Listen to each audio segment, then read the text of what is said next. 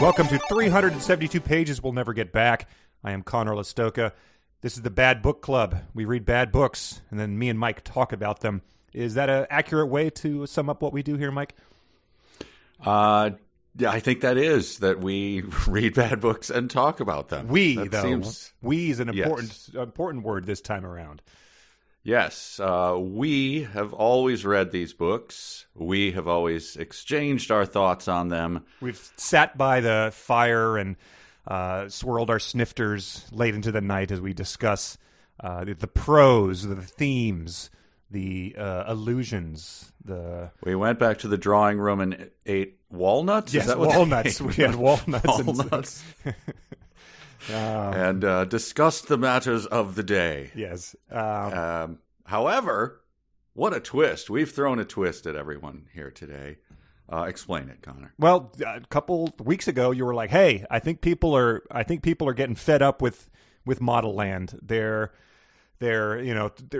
comments are trailing off. People are burning O'Neill in effigy outside of my house. Like, we gotta do something to keep these people entertained." And you suggested that one of us sit out the reading for the next time we do the episode.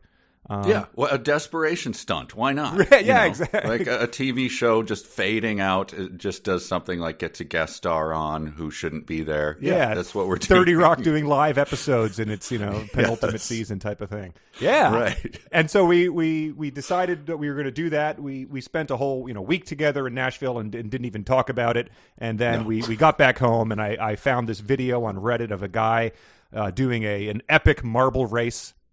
And I told you pick the red marble or the blue marble, and I don't remember which one you picked, but the one you picked at the end of the epic race, yours lost. So it lost in spectacular fashion. That's obviously why that marble race is such a a sensation. Right. It wasn't truly epic. Like, it didn't last as long as I thought it would, but it did have a very come from behind victory by my marble. And it was like stunning. It absolutely was stunning. Watching it, it took me a second if you watch the video before it even registers. Anyway, it means that I got to sit out this reading. I've not read anything from the last 80 pages of Modelland. So you're going to tell me what happened, and we're just going to have to, I normally, excruciating prep for this thing. I've got, all my lines highlighted and stuff like this. And now it's just going to have to rely on my wits and charm here. So we're doomed. Well, never fear, because I think this is a thing that everyone likes to hear. I have lots of notes for this section. Who doesn't like to hear that someone has a ton of notes? Notes, you say? Oh, yes. I'm going to be one of those speakers who you're already sick of, who then you say, now in a minute, I've got 4 more points to make. Yes, and you're right. like, God, no. We're going to be doing some circling back here.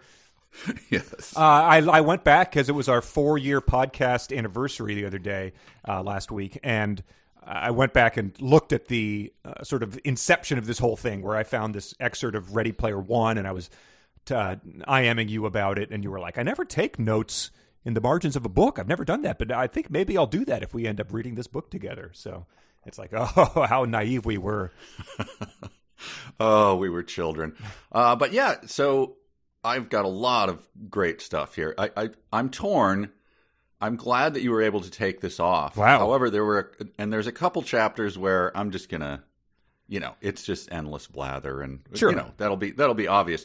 But there's a couple other chapters I was like, oh man, Conor, it's a privilege to take this off, but I don't know, man. I think you would have liked this. Damn. All right.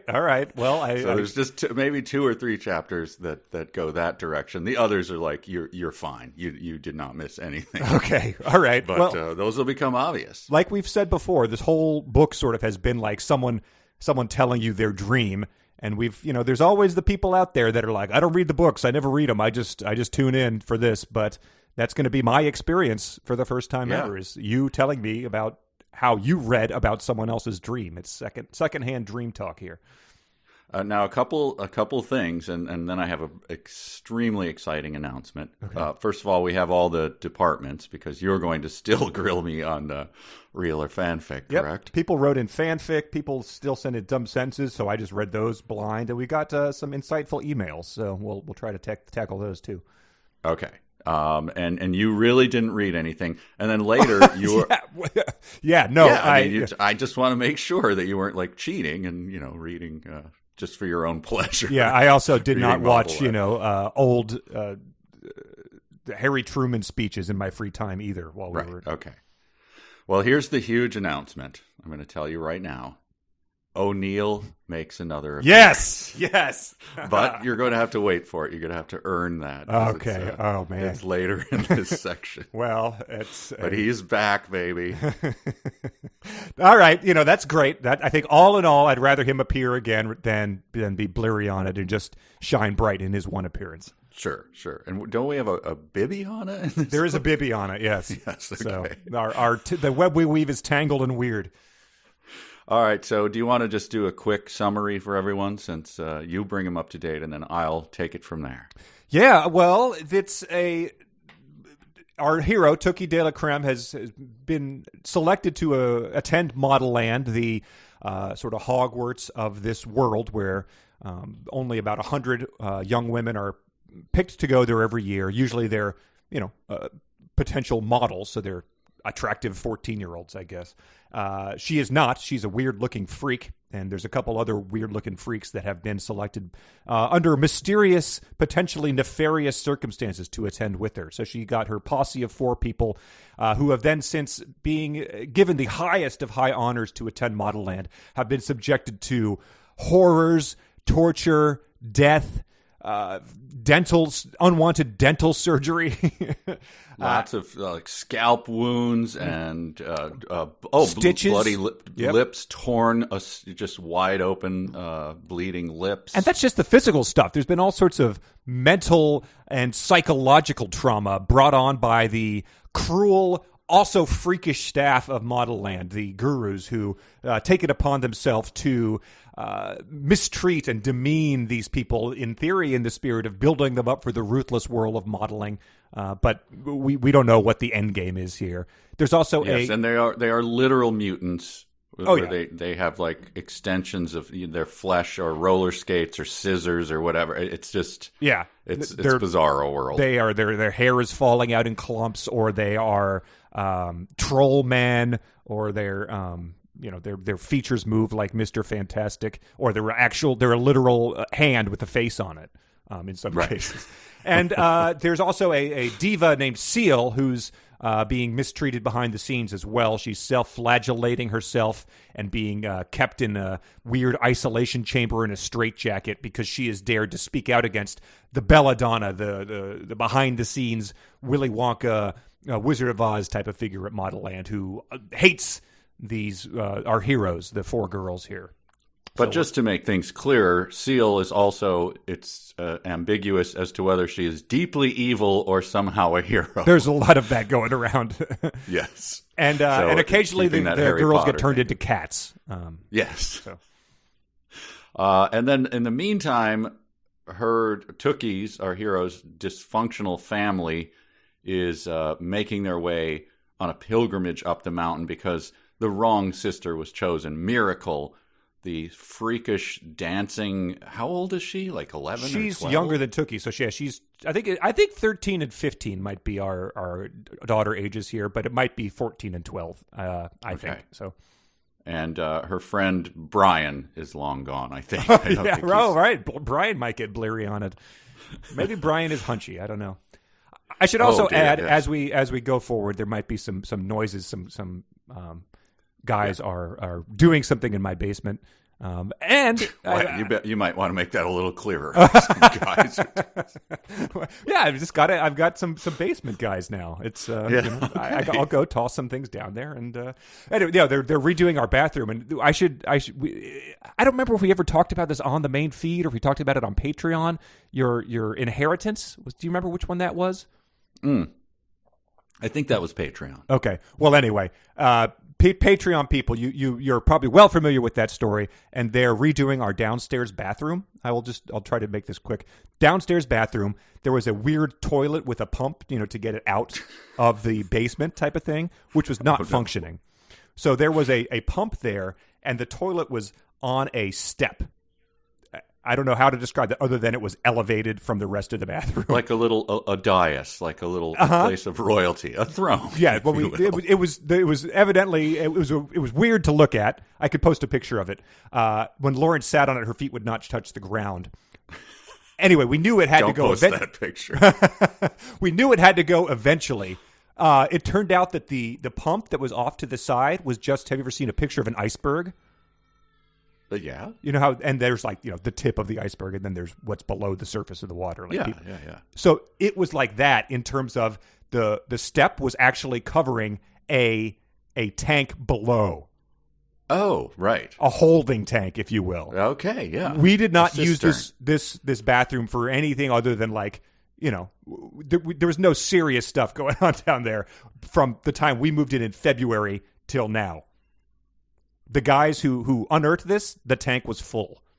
Oh. So it was very similar to your situation. There was a full bucket, if you will, to bring it back to Bluriana, that had been in our house for the past 6 months. Who knows how long before that as we moved out. So we'll be pleased to relate to you on that department as well now.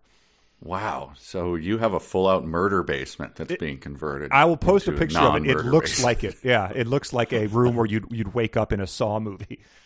Wow. But anyway, all right, well, that's getting fixed. Yeah. Well, that actually segues nicely into chapter 33, and it'll make sense in a moment here. The mutant music monster. Okay. We are now joining the pilgrims. Kamada, you remember him? I believe he's sure, yeah, the leader. I think he's Crocodile Dundee, basically, or something. But he's not really very fully sketched. So whatever you feel like, he's Indiana Jones or whatever. Sure, he's leading these pilgrims up what has always been, we're told, is a hopeless pilgrimage up the mountain to get to. Like, no one's ever succeeded, right? Everyone They're going on a pilgrimage to become a model. Like, you didn't pick us, so we're going up the mountain. We're going to try a desperate measure. But it's never worked, so no one. I don't know why they do it. It's like Everest. You're passing by the corpses of those who went before you. Yeah. So let's check in, and I'm going to start you out with a little game. All you have to do is there's 3 little short passages. You have to match them up with, is this from Modelland?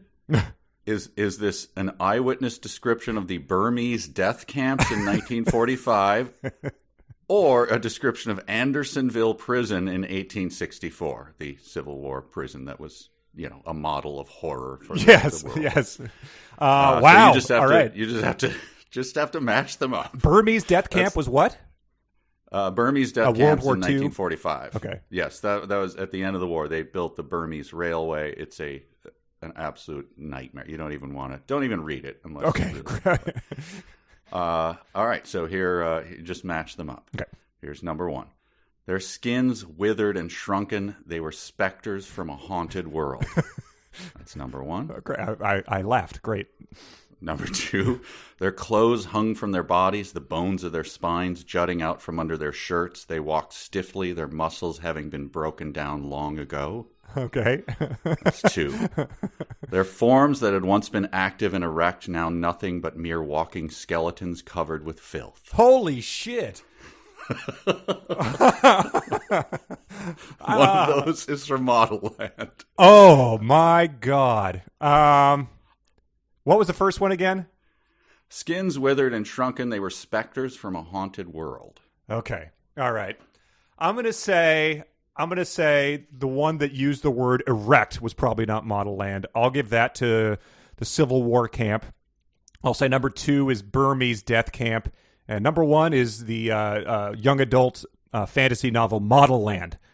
Oh, almost got it. It was a very good call on Andersonville Prison. Okay. The first one, their skins withered and shrunken. They were specters from a haunted world. That was Major Gideon Jacobs' chief impression of the POWs found on Sumatra in September 1945. Modelland is, let me give you the full context. This is Modelland. Okay. Dark circles surrounded their eyes. Clumps of dirt clung to their hair, and their ashy skin was covered in bug bite welts the size of silver dollars. They'd all lost quite a bit of weight, their clothes now hanging off their bodies, the bones of their spines jutting out from under their shirts. They walked stiffly, their muscles having broken down long ago. Occasionally one of them stumbled and fell. Modelland. Right.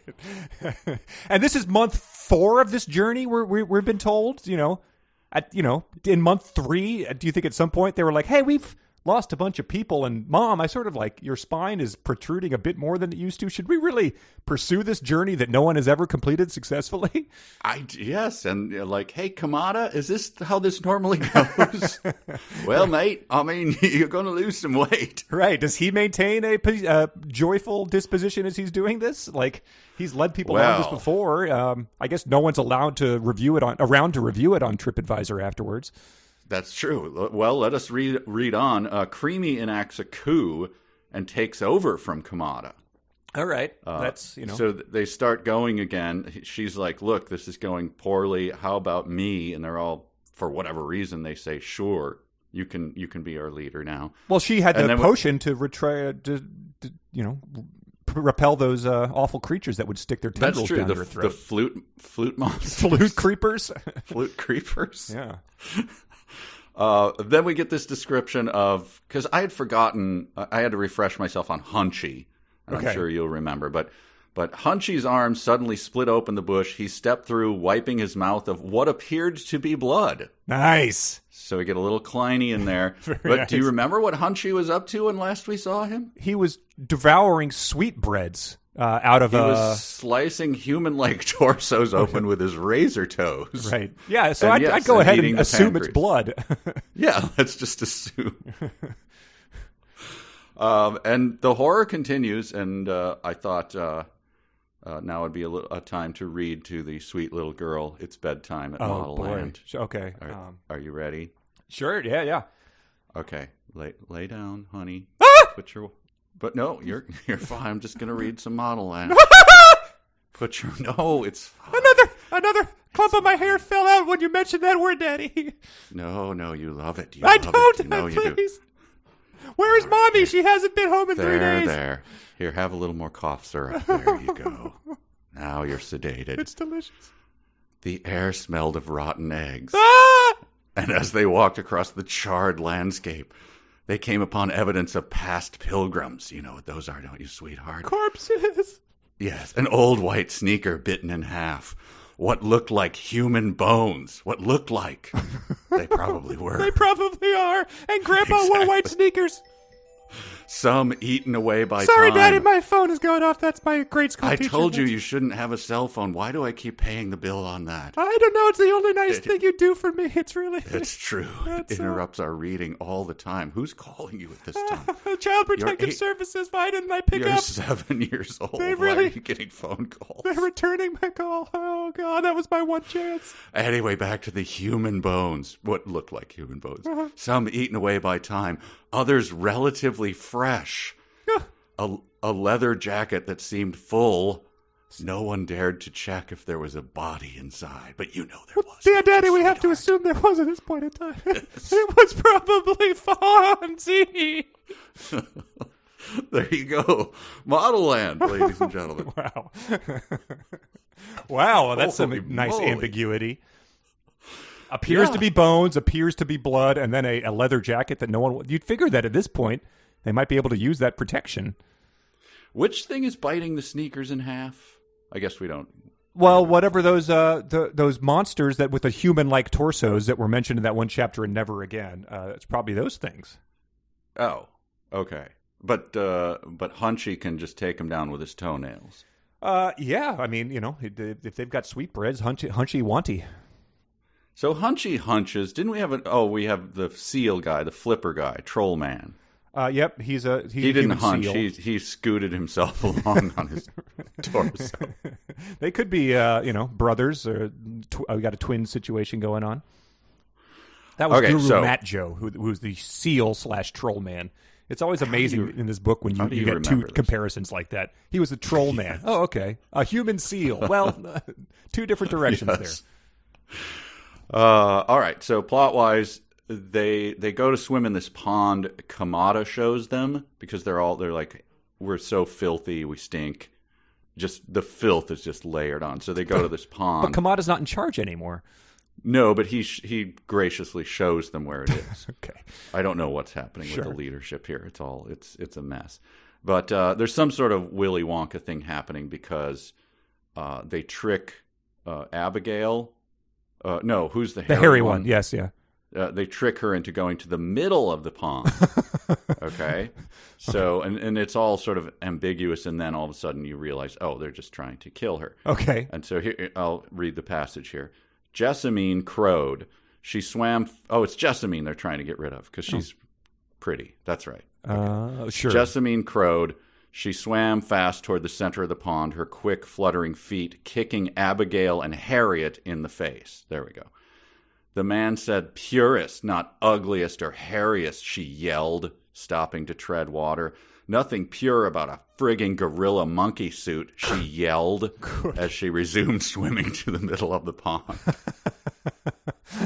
Stopping swimming to yell is a bold move. That's She's yelling a lot, yes. Yeah, in this, what is apparently like a nice clean pond in the middle of, we can only picture Mordor. yeah, you know? exactly. I was picturing just geysers of sulfur and bubbling lava.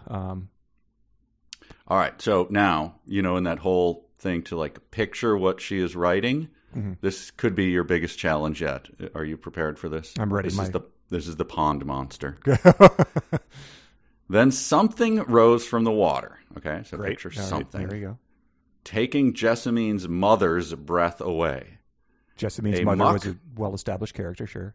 Yes, a muck-covered creature as tall as a giraffe. Okay, so it's in a pond, so you have to know where the bottom of the pond the is water, to know how tall. It's a reverse iceberg, I guess. Its body was made of dozens and dozens of human arms. Sounds pretty gross. And its head was a mash of ancient musical instruments. Jesus. Contorted into an evil, hungry-looking array of sharpened, sideways-turned cymbals for teeth, hollow eyes made of tuba bells, and a steaming nose made of organ pipes. Good God, woman. Dial it back. Ancient musical instruments. So they're talking about like, so you're supposed to picture them. We're Zither, like 14-string dulcimers? What? Right. Or just, are we talking about a xylophone made out of bones that like the creatures from 2001 would have created? I guess. That's wow. The body, it's tall body as is a giraffe, human arms? body made of arms, cymbals for teeth, tuba bells, steaming nose of organ pipes. Tuba bells. That's just like, is that the bassist of bells? Like when you're performing at a church or something? I don't know. How does Tyra Banks know what tuba bells are if I've never heard of tuba bells? I think she's just talking about the bells of the Oh, end of the okay. tuba. So the yes, tuba like bells. what a funny cartoon character would like fall backwards into. Like Yes. Okay. But this is one of those cases where I want to put her in a room under house arrest and say, draw it. Right. Draw that right now. What are you talking about? What is this? And so the body though is arms, but it's human arms. Does that float on top of the water? Like the arms like scuttle like when a cartoon octopus runs? It like can like the arms are like the fingers or the little like millipede legs? Well, let me see if I can clear things up. Oh, thank you. The monster carefully placed mother and daughters. The monster kills them. Okay. Yeah, sure.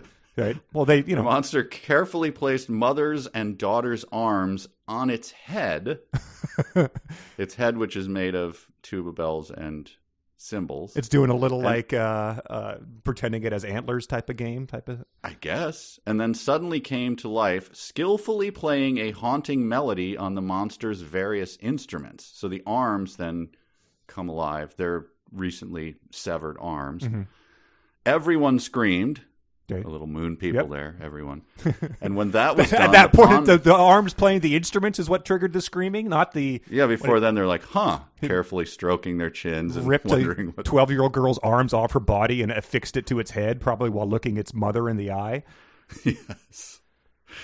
And then when that was done, the pond monster stomped its foot, sent a tidal wave to the shore, and eyed the group, spotting its next prey. You know, I might not have been staying there to stare at the monster as it did that. I might have been making my way, towards shelter or a goal. True. I might have been like hugging Hunchy in fear, like, oh, sweet Hunchy. Right. Yeah. Watch the toenail. Ow, your toenail. Come on, man. But yeah, I mean, I think as soon as someone starts swimming to the middle of a pond in the Modelland world, you've got to be like, listen, it's like leaving a concert during the middle of like the encore song. You're like, let's beat traffic here. Like there's nothing's going to come if someone's swimming to the middle of a pond here. Let's just make our way towards the next horror. Right. So plot-wise, okay, this is Creamy scares the monster off by saying a series of words with a period after each word. Okay, that's good. Yeah, she says, touch, miracle, period, and period, you, period, die, period. All right, so... And the monster, like, steps backwards. So she scares the monster away. So she really becomes the new Kamada here. No. Yeah. Okay, well, I'm glad to see her stepping up.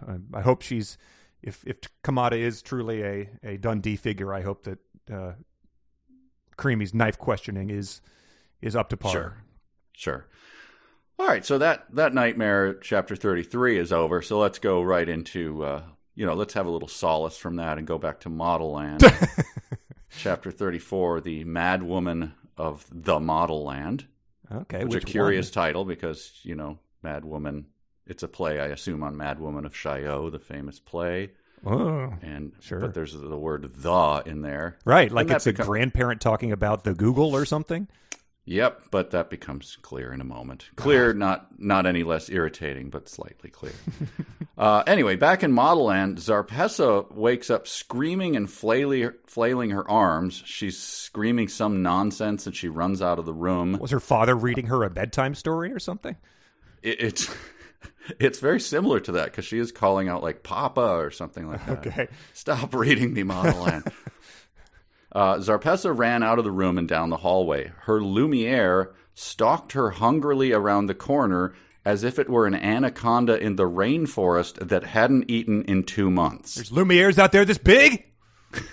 Exactly. Wow. All right. So I didn't know that Lumieres were like these endless extendable anaconda creatures. Did you? I had no idea what they were. No, I thought they were essentially... they were lights. Lumiere. I was thinking of the Centura. Oh, how embarrassing for me. Yes. No. Centuras, however, are snake-like in that they're, Yes. ribbons that go... You can understand my confusion. Yeah, so but that's a good one. Her Lumiere stalked her hungrily around the corner. I've never seen an anaconda in the rainforest that hadn't eaten in 2 months. But I don't think snakes, do they put on a different character? They're pretty monolithic in their attitudes, I find, snakes. They're just they are what they are. Well, I don't think that they start seeing Zarpessa as like a turkey or something, like when a starving character in a cartoon is getting really hungry. Right, Zarpessa wasn't the the finger of delicious smoke that comes out of a meat and then like tempts someone to float through the air and come to eat. A lot of cartoon references today. But also, yes. if an anaconda hasn't eaten in 2 months, maybe it ate a deer 2 months ago and it still has like another month to go before it's even hungry again. Right? Yeah. Anyway, so that solved something about the Lumiere. Now I can picture these weird like floating snakes. Things. I don't know. And then the mystery of the in the title of the Madwoman of the Modelland. Yeah. Shiraz says, "Now I presenting Zarpessa Zerano as the Madwoman of the Modelland." Shiraz blurted out, running down the hall after her, erupting into giggles. That's a hard thing to blurt. That was going to be a sonic challenge for you, but since I couldn't, So it's just... I've got some coming up. The whole joke of the title is that it's someone speaking broken English. Yes. Take that, people who have learned a second language. I now give you a challenge. I will give you $1 million if you can guess the answer to this. And I quote, "Well, I guess we have found out what the double L's in Modelland stand for." Dylan joked to Bibiana. LL for? Lumiere lesions. So close. Looney Lumiere. I thought that's what they stand for. They stand for. How can things in the middle of a word stand What does for? the D and E stand for? We know what the D stands sure, for. Yeah. Very nice. Wow. Well, that's a good joke there, Dylan. So plot. What does it do? She just runs off screaming, and does it actually? She runs off screaming, and then she runs into the food service area. I don't know what they call that. Okay. I'm sure there's where the troughs of slop come down. Yeah. Okay. I can't eat this slop. So Zarpessa, she jumps into her refrigerator and starts ranting about the dumpster diving, and they all marvel because they think she's a billionaire, right? Yeah. So like, why is she saying things about eating, sea bass out of a dumpster? And stuff like that. She's like sort of breaking down. She's like, it's not my fault that we had to do this. Like, so what if I'm poor? Yeah, it's not even that clear, but that's evidently what's happening. Great. I like that she's still hung up about that after like 6 months at Modelland. It's like you made it out. You've escaped. And now a Sonic challenge, and this is a new thing for 372 pages. I'm going to send you this. Okay. To assure everyone that that must mean it's pretty Conor complicated. Has not read this. Well, no, I just want to make sure I get it right. I don't want to describe it to you. And so live, I'm sending Conor the thing that he has to. Oh my God! He has to say. Wow. So just you can read it to everyone, and then do your performance of it. Well, read it flat. I think read it flat, and then do your. She's been drawing her verbs out of the bag of verbs here, and so we get one that has not been used yet because it was at the bottom of the barrel. Who the crazy monster Tsar Oppressa Dylan huffed. Yes. So there's your challenge. Okay. Who the crazy monster Tsar Oppressa? I guess, yeah. I mean, I guess a huff could be more of a who the crazy monster Tsar Oppressa. I like the first one. Yeah, that's good. Wow. All right. But I like that she's sticking with Tsar Oppressa. She's trying to make that work, even though no one really bit the first time around. No one else has started using it. It's just a Dylan thing. Yes. So the freakish monster nurse, the one who has roller skates, who actually grew out of her own flesh and bones, evidently. Purse dressed to kill. A guy, a listener sent in a drawing of what that might look like, an anatomical cutaway of a roller skate foot. Oh, maybe I mixed them up then. This is Dr. Erica, but does she also have roller skates? Well, I'm sorry. Purse dressed to kill is the knife coat. Yes. Dr. Erica is the roller skate one. Okay, roller skate. And that was John who sent that in. Thank you, John. Thank you, John. I'm sure you're haunted by that. But so she comes in and she's like, "What's up with this girl? Does anyone know what's going on with? Why is she screaming about dumpster food?" And Tookie, because she has a heart of gold, doesn't tell everyone that she's a dumpster. Very nice. She comes in and she's going into a diabetic coma, and Tookie doesn't tell her that she needs insulin because she's so nice, right? And so I guess this is the saving the cat moment. If anyone knows that, you have to have your character likable, so you have them save a cat in the first act. That ship has sailed. Is coming 7/8 of the way through the book. So good job. Yeah. But what is it? Otherwise, hasn't really been a very nice person or anything. No, she's been mistreated, and so that's we're supposed to then feel bad for her. But it's also just been so gross that what are we? No one seems to be a good person in general. Yeah, she doesn't. It's not like a Dickens thing where she's mistreated and she has a heart of gold. Right. It's just she's been mistreated. But okay, so that's the chapter. But what does she do to save the cat? She doesn't do anything. She does nothing. Right, okay. She doesn't acknowledge the cat. That's more of even under the withering gaze of the doctor and her horrible roller skate feet. Yeah. She does not give up the goods that she's actually a poor dumpster diver. Because that would just be the end. I mean, that's the worst thing you could be in the Modelland world. Oh, or any world, really. I mean, yes. All right, so chapter 35. Great. Deco. Just Deco. Deco is, we're going to find out what Deco like is. DECO? DECO. Okay. I assume that's Deco. And first of all, I need your help with this, since you read more carefully than I do. Here's a sentence. She's probably still in the feds, Dylan whispered, given Czar Opressa madwoman of Modelland performance. I bet they put her mean butt in some wild animal restraints. What I wouldn't give for a Cara picture of that. So, what the hell is feds and what the hell is Cara? Feds? I have no idea. It was in the last reading, but I just refuse to go back and look it up. Oh, my God. And then it might be the hospital. I don't know.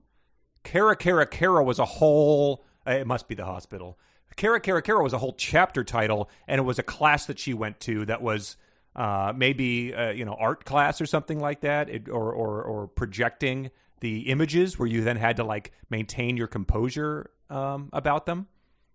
It requires a lot of the audience to think back to something that was so clearly unimportant and mentioned just once. Okay, so I'm not alone there. Okay, good.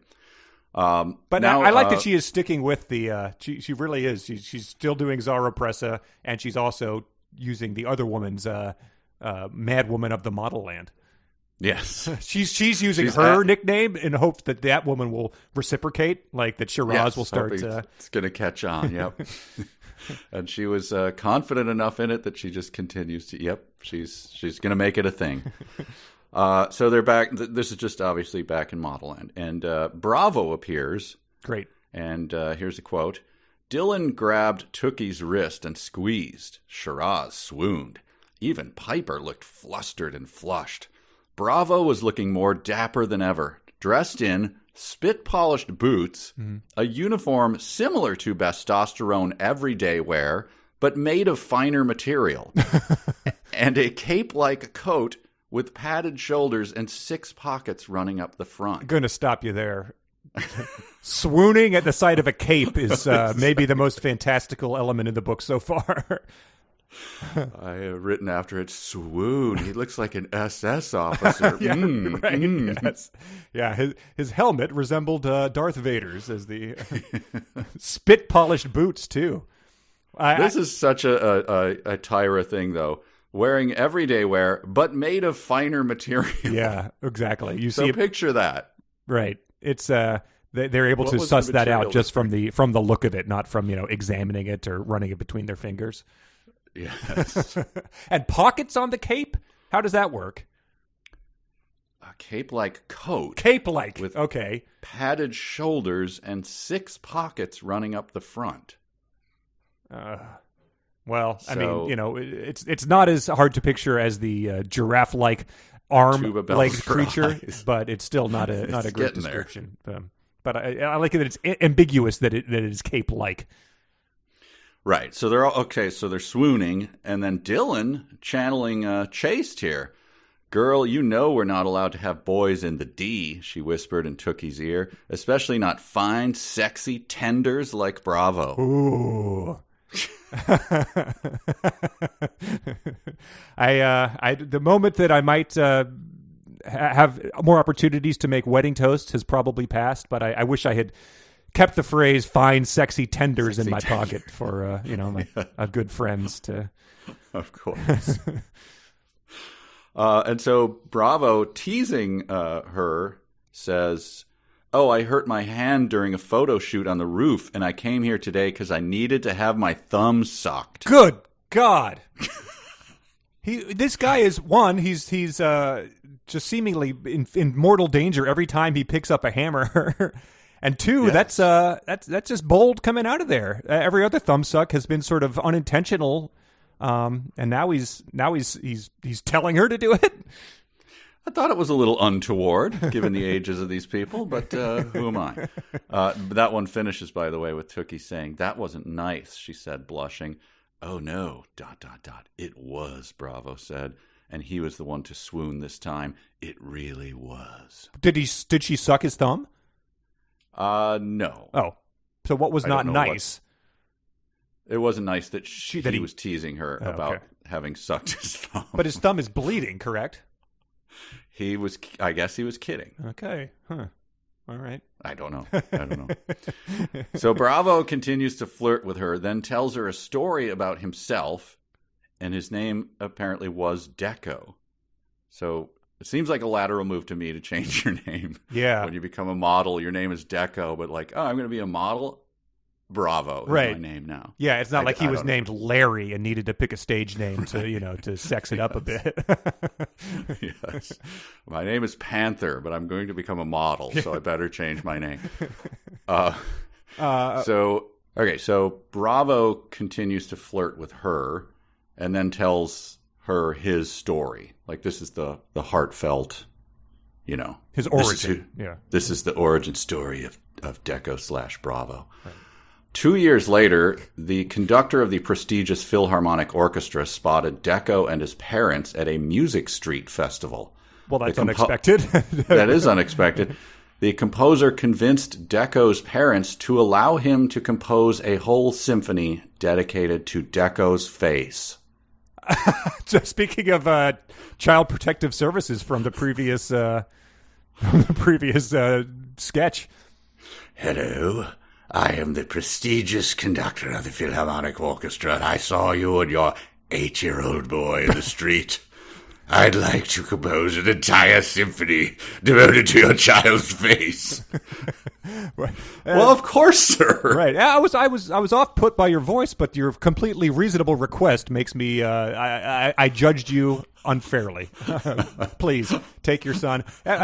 You laugh though, and that's essentially what the world's biggest pop star was doing for like 20 years. Yes. Well. Yeah. That's pretty weird. Wow. And so, did he do it? Did he get his own symphony? He did. Yeah. You have an extensive classical music background. Is there anything that weird in the annals of? Oh, I'm sure there is. There's probably. Yeah. I mean, people are like, I don't know. Like there was a comet, so I spent the next 3 years writing a symphony, like type of thing. Oh, there was. Who's the Austrian composer who I'm not going to be able to think of? I believe he was obsessed with a 14-year-old girl. Nice. And it's all sort of dismissed as well. It was, he's like, it was just sort of an arty thing. He's into the over-the-hill ones at this point in time. Like. The end of the story is that Deco's 2 favorite architects do the pilgrim climb, and they are brutally murdered or eaten or whatever. And that's what haunts him. Oh. That's his story. They're always wearing their signature leather jacket. I can make tennis shoes and a leather jacket. So is that how he ended up here? He went to try to find them, or just he got recruited? Yeah, I think he went to find them. Okay, great. But his real love obviously is architecture. Yes, that's why he's always throwing beams around and building that stadium. Right, and it's nice that they named him after an architectural style, and then he renounced that as he went into architecting. I guess so. Here's just a couple of physical descriptions happening while Bravo is flirting with her. Great. And these are just kind of all mashed together. Tookie stared deeply into his caramel ones, I guess his eyes, and her knees felt like they would buckle. She sensed a gentle burning inside her stomach, and her hips felt like they were being tickled, even though Bravo's hands were nowhere near them. Thank you for that. Her words felt like maple syrup coursing through her veins. What? I'm sorry, his words felt like maple syrup. His words... That doesn't clarify the analogy anymore. I'm sorry. Oh, they were his words. That makes the maple syrup in her veins seem... All right, great. Next one. Tookie tried her hardest to keep her face tempered and non-reactive, but inside her stomach twisted. Tookie's heart pounded harder and harder. So again... She's having a severe medical reaction. Yes. Yeah, this was a feature from our vampire epic too, right? Wasn't she constantly in physical danger of dying? Passing out, her heart beating, heavier. Right. Yeah, they're similar characters, come to think of it. Klutzes and obsessed with the boy to the point of physical damage. Right. So he tells her that he confesses his love, and he tells her that he knows a secret zip-zap where he's going to escape with her so they can have their first kiss. Because I guess that's forbidden or something in Modelland. I don't know. Huh. All right. Don't think that's been explicitly spelled out. I bet Chaste will be unhappy to hear that. Yes. So anyway, secret zip-zap, right? Yeah. So that's the third act. That's the inciting incident here in the third act of this book. So cool. Keep put a pin in that. Secret zip-zap. Secret zip-zaps have a good track record here. There was the one that half the girls who took died to escape a stadium fire. Yep. But they're still convinced they're going to be sacrificed, though. So keep that in mind. That is true. That is the fate that awaits them. She's made great progress on that. It seems it's been weeks, if not months, that they have decided they needed to escape. Right. So the Unicas, I'm going to just call them Unicas. I'm not going to do that. The first one was right, I think. The Unicas are together with her, and they're telling her, like, Bravo's got to get out of here, man. This is illegal. Mm-hmm. You can't have a guy. And then they've been punished for doing nothing at Modelland. So imagine if they actually get caught breaking the rules. Yes. So Seal comes in. Great. And I didn't know that she had any authority over them. I thought she was sort of like a slave to. I don't know what. Yeah, she's been like bumped down to their status, like. But she comes in and takes, like, she's the headmaster or something, and she tells him to get out. Well, I'll read it. Okay. The Unicas tumbled in after her. Seal's eyes were on Bravo, and her face was bright red. "Get out!" she screamed at him.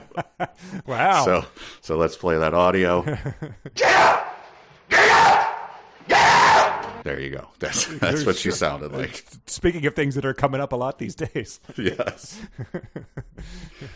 So that's that. She chases her out. Oh, wait, here we go.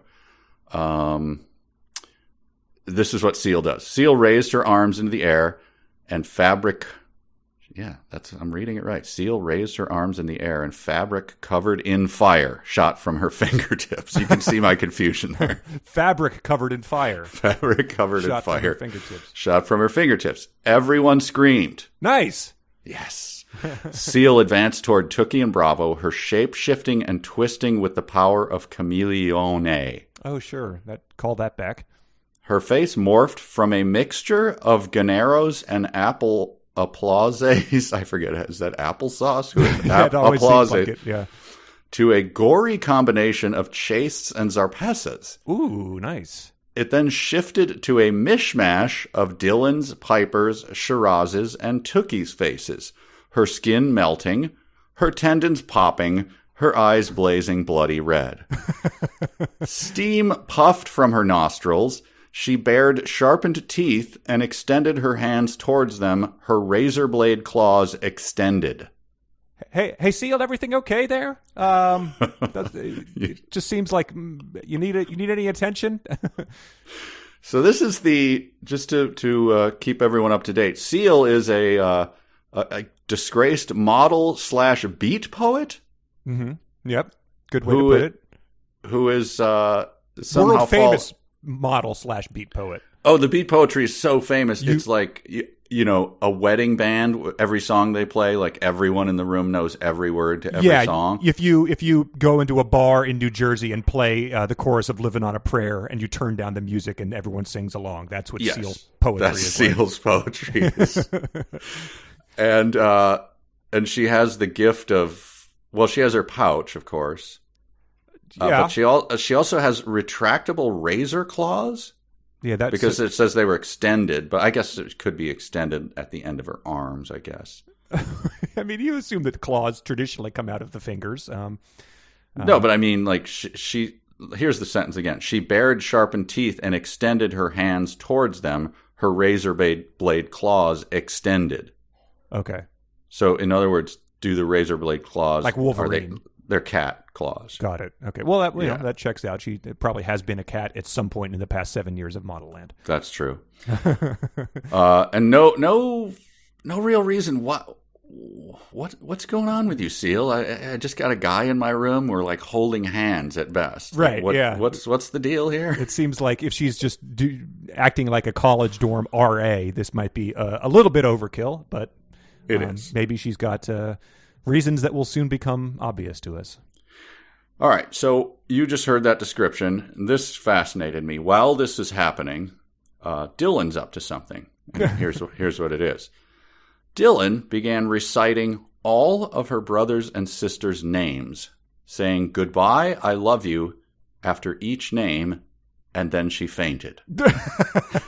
So I was fascinated by this, and naturally I went to the dark web to all find, right. And I couldn't find squat. There's just nothing. People seemed uninterested in this moment. This is why it's hard to do these solo, because you could have reached out to me. I've got my dark web searching credentials. I've been able to do some dark web digging. You know what? It did say a broken link when I had the mic to the dark web. Oh, you got to do HTTPS. 404. Yeah. Oh. Or did you put in forward slashes instead of backslashes after the colon? I got the 404 error, and I just stopped after that. Did you play the little dinosaur game in your browser? Yes. So this is going to be a first on 372 pages. I'm going to ask you to record this recreation once we're done with this podcast, because you have not seen it yet. Huh. But so yeah, for the first time, we are going to perform something. Wow, this is we're doing a lot of changes in this. So I didn't read the book. I'm going to record a some sort of sketch. Is that, what you're like a recreation? Sketch might be too strong a word. Yeah, I don't know that we've ever had a sketch on this show. It's more of just a recreation, just to kind of help people picture that moment, because it's a tough moment to picture, reciting all of her brothers and sisters' names. Yeah, I wasn't aware she had a big family, but I guess we'll see once I she does, and she does not. They're not named. But she has 4 of each. Great. So there are, yes. So let's play that now, and then you can pretend that you did it, and then I'll get your reaction to how you felt about your performance. Okay. Steam puffed from Seal's nostrils. She bared sharpened teeth and extended her hands toward them, her razor blade claws extended. No, Aaron, Seal. Goodbye. What are you doing? Stop. I love you. You're scaring me. Jerry. What is Goodbye. happening? Why I do love you you. keep advancing? You're Suzanne. terrifying. What do you plan on doing to me? I love you. Your claws, they are a nightmare. Derek. You're going to kill me, aren't you? I love you. This is literally the worst, Tiffany. most terrifying thing that's ever or ever will happen. I love you. Me. Why is it Chad going on Jr.? for such a long time? Goodbye. It seems like you love you. advancing on me quite Jessica some Sue, time ago. a.k.a. You're Jess. backing me into a corner. Goodbye. The corner must be very far love away you. because this is taking Ricky. so much time to happen. Well, I know you don't Seems like it to be could have called been over Ricky ever quite since a you while went to ago, art and yet school. it's So, still happening. Richard. This is the kind of thing that Goodbye. you think would be over pretty quickly. I love you. But it's going on and on. Wow, nice job. Yeah, I think it works. I think this whole thing is working so far. It's funny that one of the brothers was named that. Or maybe it wasn't. I don't know. Well, we should, maybe we'll do another skit sometime. I don't know. Yeah, well, maybe save it for the 200th episode. Again, skit, too strong a word. Recreation. Sure. So anyway, Persimmon comes into the room. Don't know who that is. Persimmon. She's the head mannequin. Okay. Has played a big role, just a fleshed out character. Symphony's no doubt written about him or her. Okay. So as she's dragging Seal out, Seal threatens to burn them alive on the way out. Okay, good. Our hero, or not. I'm not sure. I do think Seal needs attention, though. This has not been her finest moment. No, and she's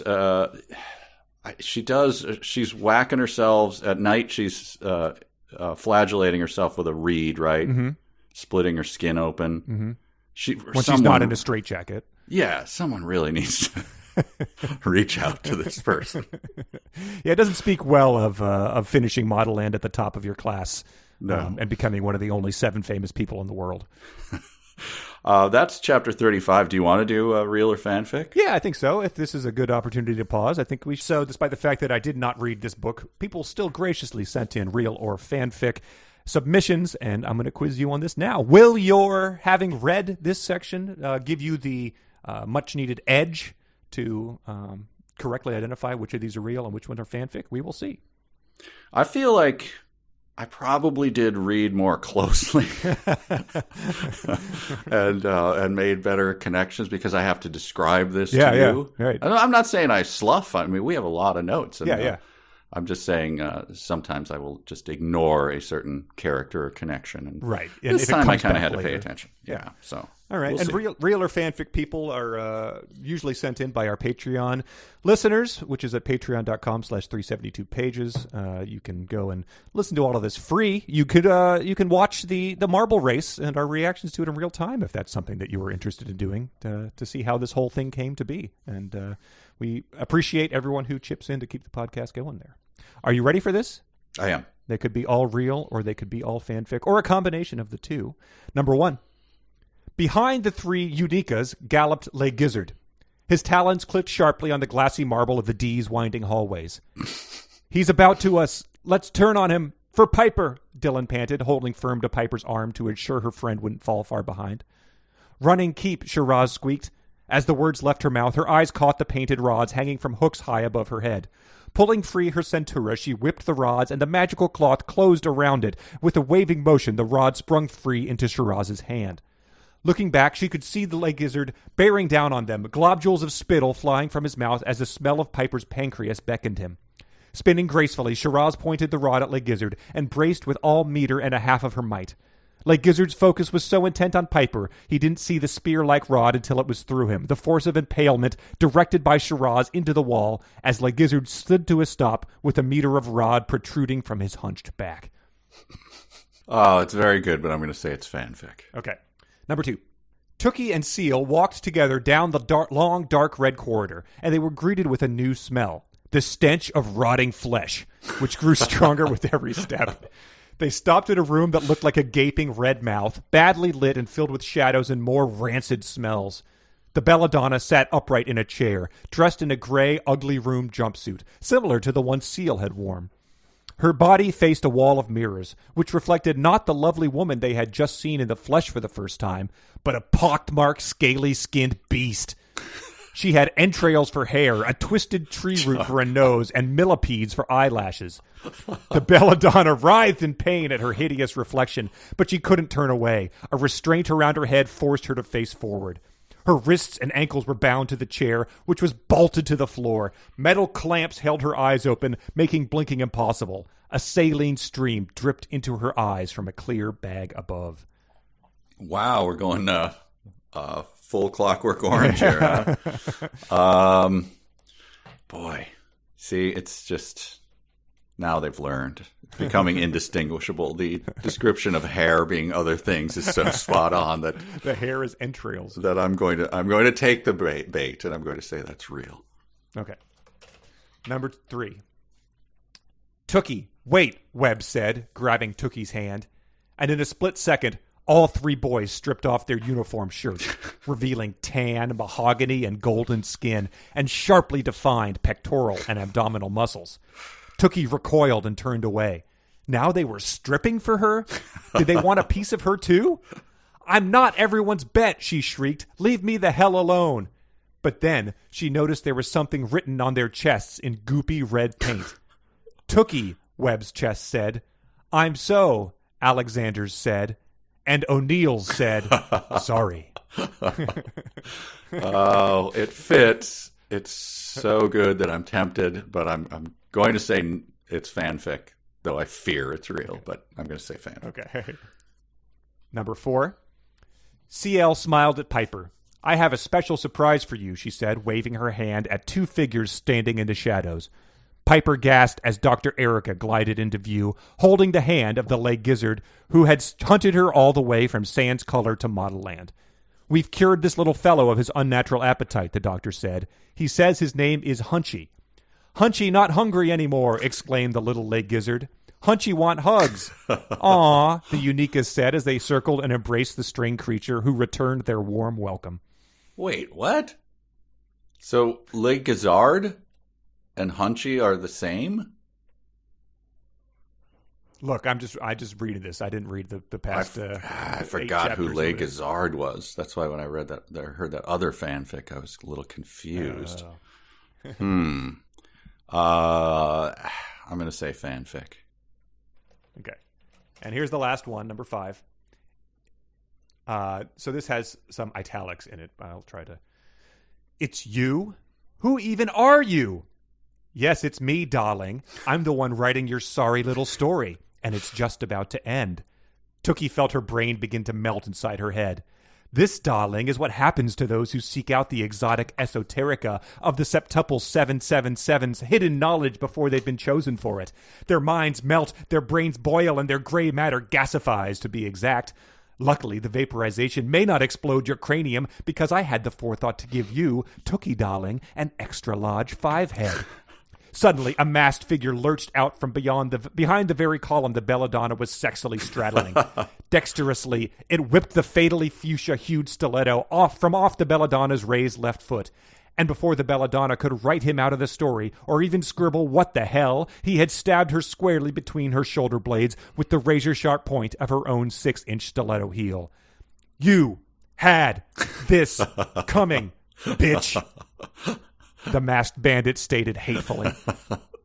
The robot pimp said. I think that's fanfic, but it's very good. I like the 5-head being the thing that saves her there. Yeah, that's very good. All right. Well, I think that this extra session, extra detail probably paid off. You did pretty well. Right. Let's go through these. Number 1 was Shiraz impales Le Gizzard with a rod that she wrapped her Centura around. You said fanfic. That was fanfic written by Izzy. Very good. Mm-hmm. Number 2, this was entrails for hair, twisted tree root for a nose, millipede for eyelashes, clockwork orange.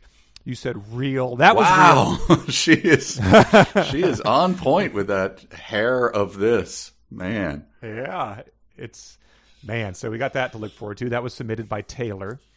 Number 3, this was the 3 young studs taking off their shirt to reveal Tookie, I'm so sorry, O'Neill appearing. You said fanfic. That was real. But I did hedge my bets on that. It doesn't help. You did. Yeah. I think this is the first time that 2 different listeners sent in the same real thing, being like, I think they both thought that was so absurd. And, of course, the O'Neill appearance. Number 4 was Hunchy Want Hugs. You said fanfic. That was fanfic submitted by Craig. Very good.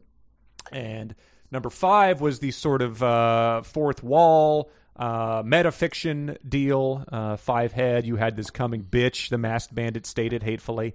You said fanfic. That was fanfic written in by Laura. That was very good, though. They all were really, really good.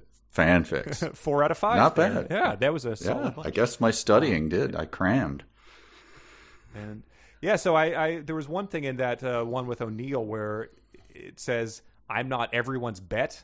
Is that? Are we getting to the that shop worn cliche of the? I think there was an episode of like Saved by the Bell or something where they had the Bowser Ball where everyone brought a unattractive person as their date. Yes. But, Zach, of course, found his nice by the end of it. Yeah. I mean, it's Shakespeare, right? He's got to marry the horrible daughter, whatever. Yes. That's coming up, though. Don't spoil it. Come on. I'm gonna bring you right into chapter 36. The De La Creme women did smell. All the pilgrims smelled like a Peppertown sewer on its foulest of days.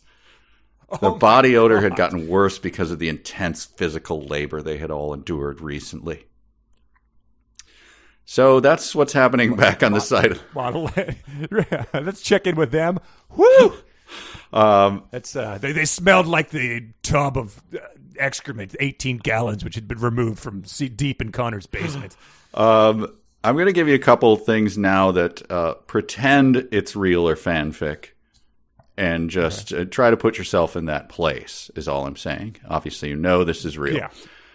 I have taken your crap for too long, Abigail screamed, but I have had it up to here. I should have known you wouldn't help me change the world to spread the word about how beautiful a hairy body can be. And now I have had enough. Harriet ran over to Abigail and tried to soothe her, but Abigail scuttled toward the rocks and picked up something shiny and metal. It looked like a dagger. "What are you doing, baby?" her mother asked. From the look in Abigail's eyes, it was clear she couldn't hear her mother. Her mind had gone elsewhere. Abigail yanked at her soiled clothing, pulling everything off. She stood before the pilgrims stark naked. She gripped the shiny dagger. "Abigail, baby," Harriet pleaded. "Please don't hurt yourself. We can change the world, get them to accept our kind." Abigail brought the knife to her chest. "No," Harriet screamed, but instead of impaling her body with the weapon, Abigail began to scrape her body with it. A tuft of her thick underarm hair tumbled to the ground. With lightning speed, Abigail shaved her sideburns, her arms, her most private parts, and then her legs. She finished by removing all the knee-length black hair from her head. Every trace of her hair, eyebrows included, was gone and lay at clumps at her feet. "Pretty," Hunchy slobbered, ogling Abigail. Holy crap. Comments? Any thoughts? I think, look, I mean, I think if you had put this after, like, the second episode when we first met Abigail, maybe you could have convinced me that this would be a section later in the book, but 7/8 of the way through the book, this character's been mentioned maybe 3 times. There is no way that the author's going to devote this much screen time to this character shaving herself and then a hunchback drooling over her as she... And the most private part, like, a bridge too far. Like, nice try. Nice try. This is the point where I'm like, okay, I'm reading this book, and I'm the only one. You're right. Let me just gloss over the 14-year-old girl shaved. I want to look. It's. I mean, come on. Yeah, this is not good. And there's a ton of them in here. There's almost too much to read, but I just want to read this. Another challenge to picture this, or in other words, Tyra, please draw this picture. As the group continued to stare, the air filled with the sound of feet flitting toward them, and in the distance the source of the noise appeared. It was a spider-like creature, 3 times the size of a Peppertown city bus. But instead of 8 legs, this creature had thousands, and the legs looked ... human. They stuck out of the creature's body like the spikes of a porcupine. When the monster reared... The legs did? The legs of the creature's body, yes. They stuck out of the creature's body like the spikes of a porcupine. So a porcupine that's walking on its spikes like they're chopsticks or something. I don't know. But they're human legs. The other creature had human arms, Correct. 4 legs. What? Okay. You're going to the well once too When much the monster here, reared please. up, it revealed a soft, fleshy underbelly. So it's not walking on its legs. I mean, I guess they could be... I mean, sure, they're sticking out like porcupine quills. How would it walk underneath? On them? All right. And it has many thousands of legs, even though it's spider-like, and spiders are one of the few creatures known for having a exact number Correct. of legs. Well, there was an immense leech's sucker in the middle. Tiny God. but numerous. Are we sure that's a... What do we think that is? We'll find out. Tiny but numerous, sharp, toe-nailed teeth rimmed the opening. No. That's I mean, that's the most horrible thing I've ever heard. And toenails, teeth. The reaction, of course, you have your reaction. Creamy's going to have her reaction. And Creamy's reaction is, "Oh my," Creamy said, showing a hint of fear for the very first time. "It's some sort of leg leech." Go to hell. You're going to get that, is essentially what Yes. she says. I believe the leg leech did come up in a fanfic before, but there was no description of it. There was no ambiguity about what this orifice might be. I'm nervous about whether something is going to be going in or coming out of there. Oh well, you underestimate what's going to happen here. So, gosh, I want to read. It's a little too long to read the whole thing, but the leg leech begins snapping its leg fingers. I don't know how that works, but like taking 2 of its legs and snapping them. And so the pilgrimage group, Miracle says, we snap along with it. And Lynn, I don't know who Lynn is, but she's No in the idea. group. Like Lynn. Lynne. Lynn, she snaps along to it, but she screws up the rhythm. Okay, so then I'll pick it up from there. Okay, but Lynn... So it's a video game boss, and this is how you defeat it. But Lynn could just not double snap to perfection, given that she had lost her left hand's middle finger weeks before. Wow, that comes back. Harriet stopped snapping and walked over to Lynn to help her out. The creature contorted, then reared back and exposed its toenail sucker mouth. Unbelievable. Now here's the part. If you can picture this, again, I'm going to mail you a $100 bill. I'll take it right out of my pocket right now. A forked tendril extended from the center. Two sharp toenail clipper blades on the end of the fork made scissoring actions, slicing both Harriet and Lynn at their hips. Slicing them in half? Leave you there. Yes. A toenail sucker mouth comes out, a forked tendril extended from the center. Two sharp toenail clipper blades, which famously do not scissor, they clamp down, on the end of the fork, made scissoring actions, slicing both Harriet and Lynn at their hips. This is where the dad looks down, reading to the young girl, and her hair has just turned white. My God, it's... I don't think I've ever encountered anything that horrible in literature. It's honestly, it's like a monster that comes out in Resident Evil, but it's worse. You couldn't get this much awful detail in a video game render, I don't think. But I think we had better descriptions in Bram Stoker's book, The Lair of the White Worm, which is famously just like, wait, what's going on? Yeah. And this raises the bar. Because he essentially was just like, oh, there goes the white worm. And you're like, well, I know what a white worm is, but so I don't have to picture this nonsense. Unbelievable. And then so Tookie's reaction is to be like, oh, yep, one of those, huh? It's been a while. Oh, leg leech. Bigger than 3 city buses, a leg leech. Mm-hmm.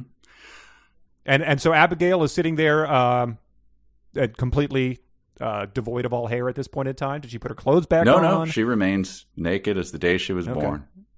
Yeah. Okay. And then, so Miracle dances in front of the creature, which entrances it. But then the cemetery they're standing near produces a fireball, which the Creamy instructs Abigail and Kamada to run toward, which they do, and it incinerates them. And Creamy gloats over that because Miracle's once again the most beautiful one there. I don't know why she had to kill Kamada, but she just did. So, well, Abigail was prettier, even though she was completely bald. Oh, yeah. It describes how there's never been a prettier creature. Yes. Yeah. She's the most beautiful creature on Earth underneath all that hair. It's bold to the fireball emerges from the cemetery, and she's quick thinking, though. She says run towards it, and they do. Yes. I mean, I guess if someone told you that, you'd have to assume that they knew what they were talking about. And then I'll finish this chapter with a final, easily could have been fanfic. You ready? Okay, yeah. Creamy, Miracle whimpered, but as her mother turned her back, Miracle took her shank and sliced Bellissima's plastic flesh down her hard back.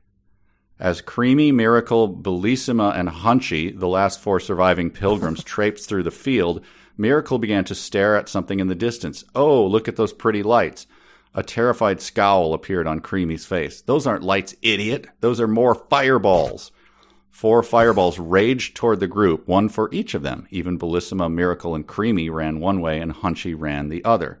The fireballs landed, throwing massive sparks everywhere, and then... ... silence. After a few minutes, Hunchy opened his eyes. He wiggled his toes, moved his fingers. He was still alive. He called out, waiting for Creamy's answer, but none came. Hunchy jumped up from the mud and shook himself off. All that running and dodging had worked up his appetite.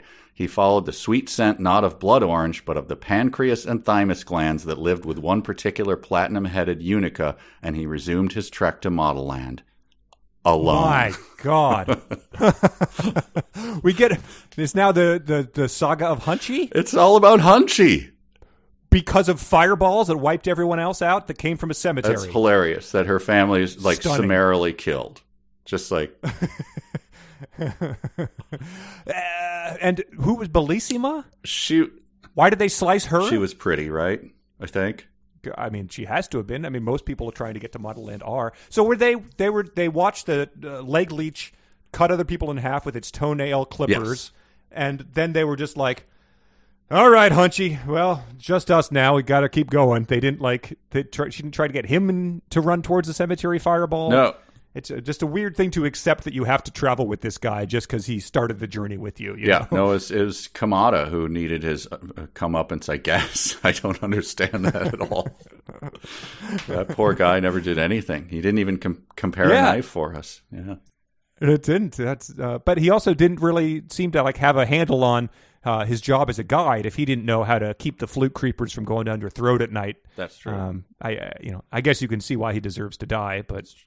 If you ever went on a tour, if you went on a tour of Notre Dame or something, that's a bad example because that's literally the one place in the world where you might expect there to be a hunchback.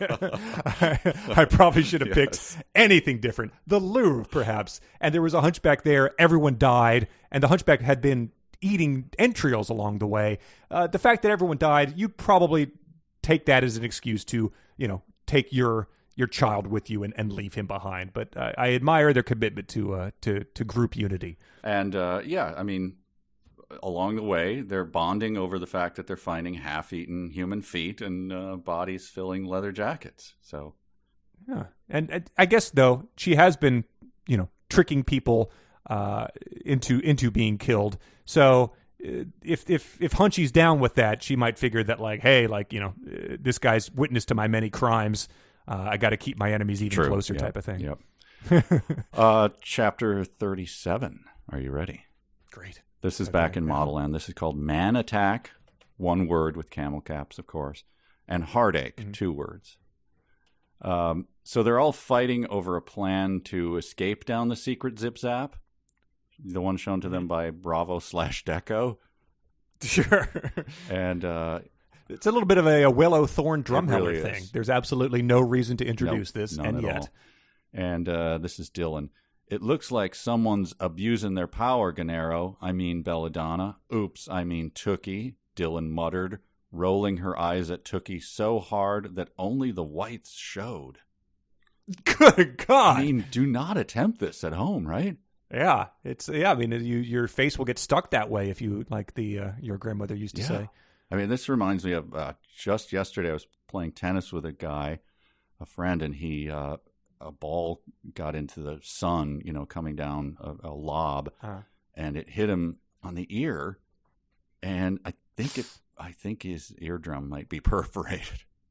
And it's not funny, God. but he immediately goes everything sounds like a cheap speaker to me now. And we're all just holy crap, really? It's like it must have just cupped over his ear just in the perfect way to cause this damage. To suction it or something. But we had a medical person with us. It's like, nah, it's probably not perforated, but that is weird. It probably jarred your nerves or something. The point being, don't roll your eyes in your head so hard that only your whites show. Yeah, it seems like they'll detach if that happens. That does not, to me, that would not register like sarcasm or, I'd be like, oh my God, you're obviously having a stroke or something. Yeah. Oh, Dylan, you sassy broad. Yes. But now we get a new character comes to the fore. Not a new character, an old character kind of takes his place, takes center stage. Guru Gennaro. He's going to be here a lot coming up. Guru Gennaro's voice blared through the air. All you pure and prude bellas, it's time to lose it. Your man attack virginity, I mean. Report to the Orb Arena at once, and don't forget to bring protection. Elbow and knee pads, that is, he snickered lewdly. A little bit of a Principal Rooney thing going on here in the school's administration. Holy moly. Oh man, and that's you got to imagine he trots that line out every year. He knows he knows that line works. He's road tested it. Tour guide approved. Yes. All right. So Seal tried to murder her and then threatened her with death. Is now summoned to bring her to the man attack. Just like, hey, I'm taking you over. I'm going to give you a ride over to the orb. Sure, yeah, it's like a friend who got way too drunk and said some nasty things the night before, but now they show up and you have to be like, hey, hey. Well, that was weird, huh? Well, that happened. But yeah, she doesn't. But Seal says, "Don't worry," Seal said in a cackling voice. "The torture won't last that long. It'll all be over in a flash." Of all the things to say in a cackling voice, "Don't worry" has to be the least reassuring. So she brings him over, and Tookie is like, okay, so this is the sacrifice, right? But here we go again. We're going to get a lot of this. I'm sorry, but I got to bring it out in the open. And I'm looking at you, Salort. Didn't you know? The mannequin's thin lips curved into a smirk. The man attack is performed in one's underwear. She pointed at the table. There was a stiff bra and panty set marked Tookie that was made with complicated strips of fabric. Salort. Okay. Yeah. Calm down, man. Hang on. CPS calling me again. Wow. All right. And I guess you're going to tell me what man attack is. It's weird that it's related to mannequins. I assume that's a intentional, well-crafted part of the lore here. I'm sure that was a mistake that an editor should have caught. Yes. God. So they go to the orb arena to fight with the guys. As per our, I think we did a reel or fanfic, she has to fight Bravo/Deco. I think we had one that probably fooled me. That was a real one. So she is right. fighting. Yep. Yeah. So, and are they angry? Is she angry at him at this point because of the thumb sucking quip? No, she's chagrined because she is going to escape through the zip zap that he told her about, but she's not going to take him with. Because she's got to escape with her friends. That's their pact. Because they are Unicas. It's romantic, romantic comedy plot point like 37. Yes. That she has to take his information, then betray him. We'll see how they resolve this. And combined with 18B, which is sort of the leash-twisted variant, now they're facing off in this battle arena. Yes. And now, unfortunately, I have to continue reporting. I will be dialing the authorities as I read these lines from Salort. And everyone, of course, was staring at the 6 scantily clad girls and boys, for the Bastosteros had donned couture briefs made of strips of material like those of the girls' costume. The briefs exposed slits of their buttocks and left bare all of their rippling muscles. Tookie peeked at Bravo. What? So we're sexualizing a plumber's crack now. That's we're supposed to please find that attractive. Crack, please. And what underwear doesn't leave your rippling muscles exposed? Well, like that sort of is the definition of 1800s underwear. Yeah, a swimsuit from 1890 that was. Wow. Okay. And it continues. Here's Gennaro. Welcome, pretty ladies, and even prettier gentlemen. Bienvenue to Man Attack. Gennaro Nars's voice boomed from the sky. It's been a while since the two sexes got to have a mix-up like tonight. I'm sure everyone's hormones are raging more than mine. Good God, man. I'll continue. Nice. Chase stood seductively and stared at her opponent, giving him a full dose of her sexual power. Her Centura motioned seductively, looking like a beckoning finger. I mean, should I continue to read this stuff? Yeah, this is amazing. It seems like that's describing her as a video game boss. Chaste, power, sexual. Yes. Now I'll just run down the Gennaro comments, because this is like the pod race now, okay? Okay, great. An action sequence. With Gennaro being whatever those two idiots. Oh, yeah, that two-headed guy who tells you what's happening since it's impossible to track. But he... Or over the top. Yes, exactly. I do have a note about that. Double elimination. But I'll just run through. This is Gennaro. He has a singular focus. Please, boys and girls, no strikes to the face or the boys' neither nether regions. Pain of that kind is not beauty. Okay. Well, yeah, beauty seems to play a big role here. So Chaste scores a point in my book, Gennaro commented, picking kick-ass over stretch-ass. I have no idea what that means. On the surface, it seems like a quip, but it falls apart upon the slightest inspection, I think. She threw a blue ball at Alexander. Oil and flesh-colored ooze and black soot exploded onto his chest. Way to give a guy blue balls, honey, Gennaro crowed. Well, I mean, we got that from the moment you did that. I guess a smarter book would probably leave that unaddressed by the announcer. Bold-faced chaste, black eye and bloody lip maquillage to boot. I guess the girl knows her way around Cosmed dicks. Gennaro trilled over the loudspeaker.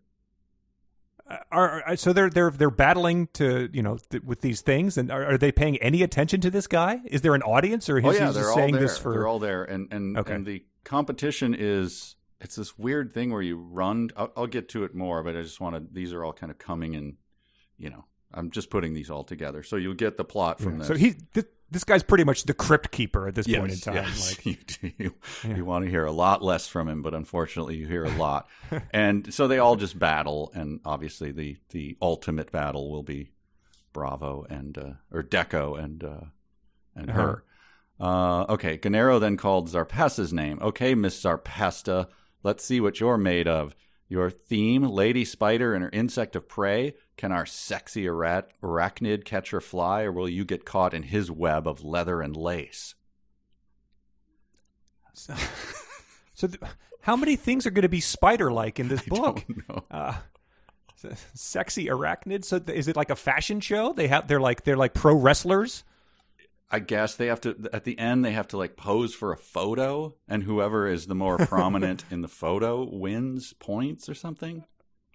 Wow. So it's an orb with a board down the middle, and you run at each other and hit each other or something, or you can kiss, or you'll see. Anyway.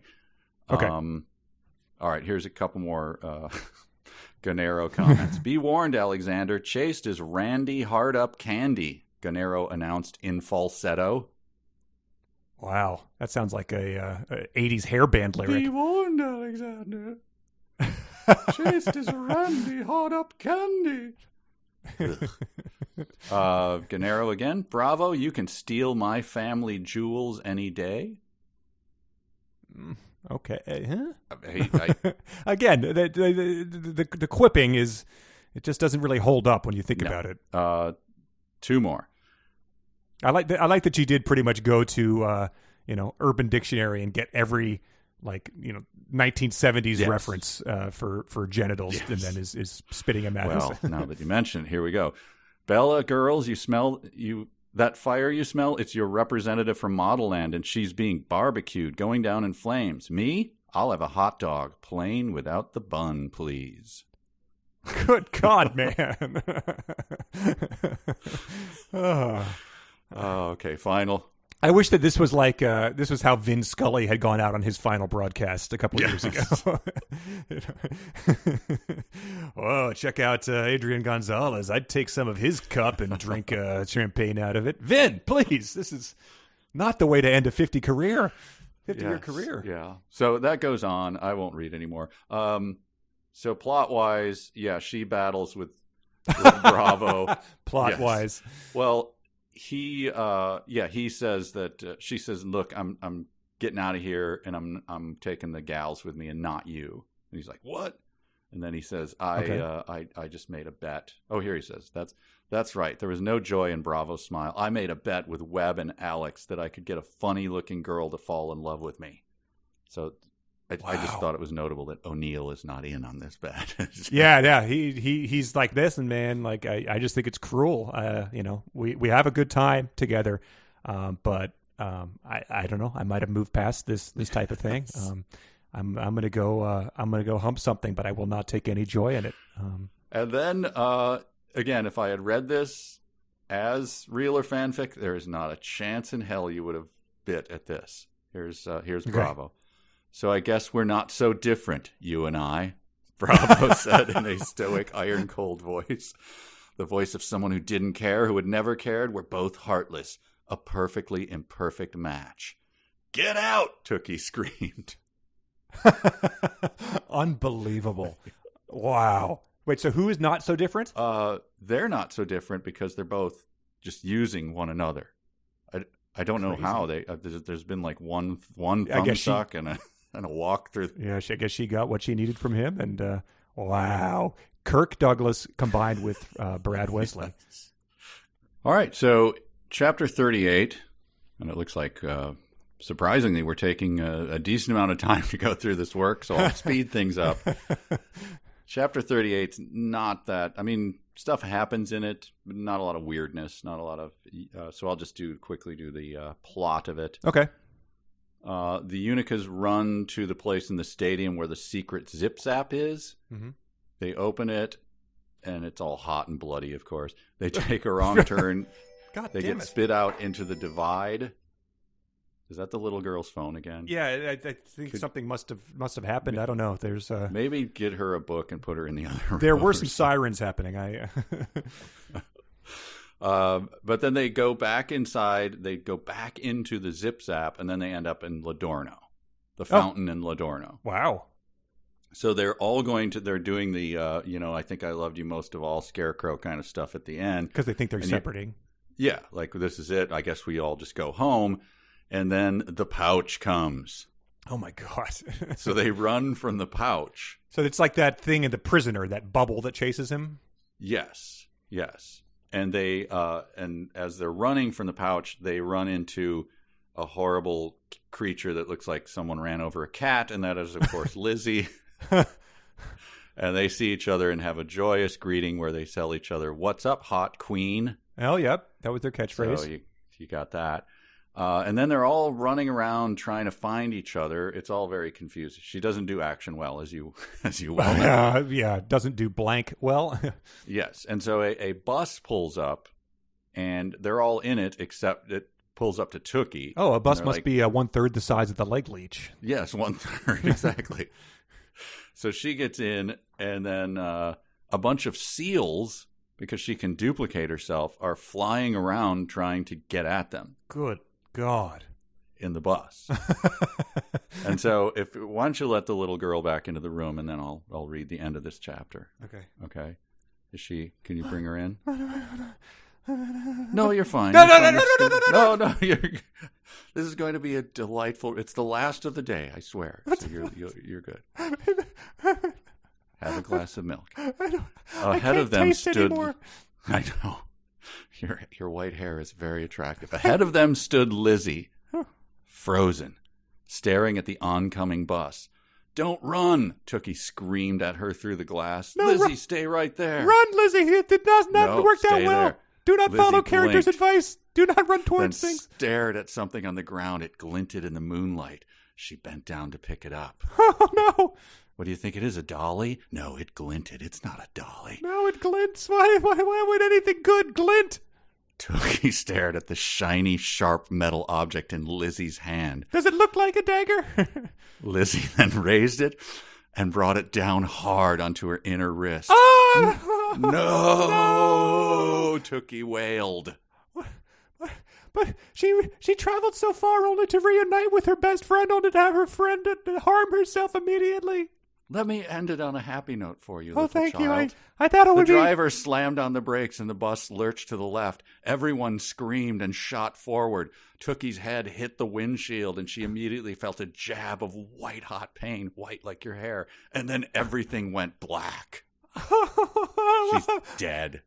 She must be. It's if there is one thing to take away from this, though, it is that it was likely her head would hit something, seeing as it's so big. That's my only takeaway. I really wish we would stop reading this book. We will soon enough. I see that the page count is dwindling. Hey, could I write a symphony about you? Do you think that would be appropriate? Oh, Daddy. Wow. Full so Zuzu, oh daddy, right there. Yes. Oh, yeah. Or is that Tommy? That's the other. Janie? Janie. Yes, it must be her. So that was chapter 38. Wow. Well, I mean, that's a lot to sort of gloss over, but I think we got reintroduced to Lizzie. That's good. We went back to Ladorno. That's interesting. We hopped on a city bus that may or may not have killed Lizzie. Did it say what Lizzie did? She just cut herself, or did she stab herself like to death?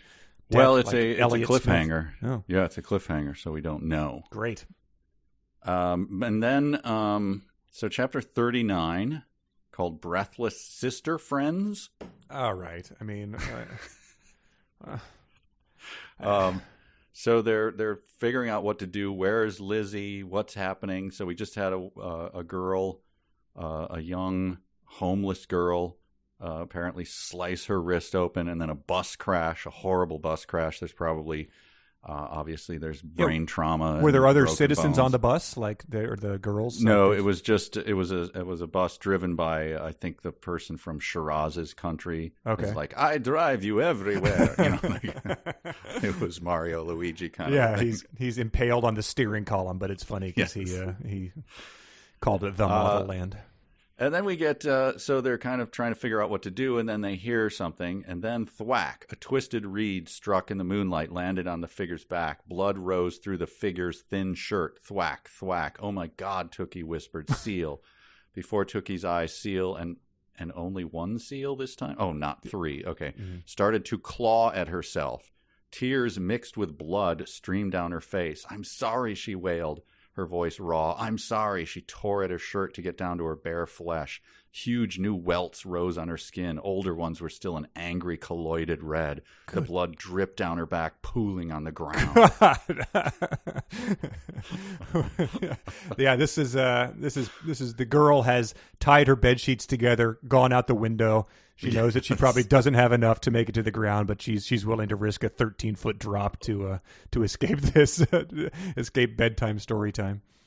So I'll compress these last two chapters then. Seal tells a story which is done through just like screaming, sobbing, bloody, crying, hacking monologue of like, ah! Dial it back for, yes, So you picture, again, Richard Gere in Officer and a Gentleman. Sure. Yeah, if his tears are mixed with blood. Yes. She starts screaming out this story and beating herself about how she went to Modelland, and then she had friends that she encouraged to go to Modelland. Good. Well, yeah. So you're a villain. Yeah. That's worse than any possible cult recruitment or anything. And so she reveals who they are. Right. This is the big secret. Like, okay, and there's these obelisks that are there. Oh, yeah, those things. Those are for these people, and so the big reveal. I mean, this is going to be shocking. Like, we've met a lot of characters. I wonder who it's going to be, who are under these obelisks, whose bodies are under there. Sure. Can you guess? I don't really think of any other characters. Why, of course, it was Hendel, Woodland, and Catherine. Did you search for those? Is that their first mention? No, they were mentioned once. Really? In a poem? Creepy way. When Seal first saw the girls, she said the names, and they're all like, "What the hell was that?" Oh, and that was it. Wow. Hendel, Woodland, and Catherine. Okay. Hendel, Woodland, and Catherine. So they disappear, and she goes off to find them. So she goes to the divide, and I quote her.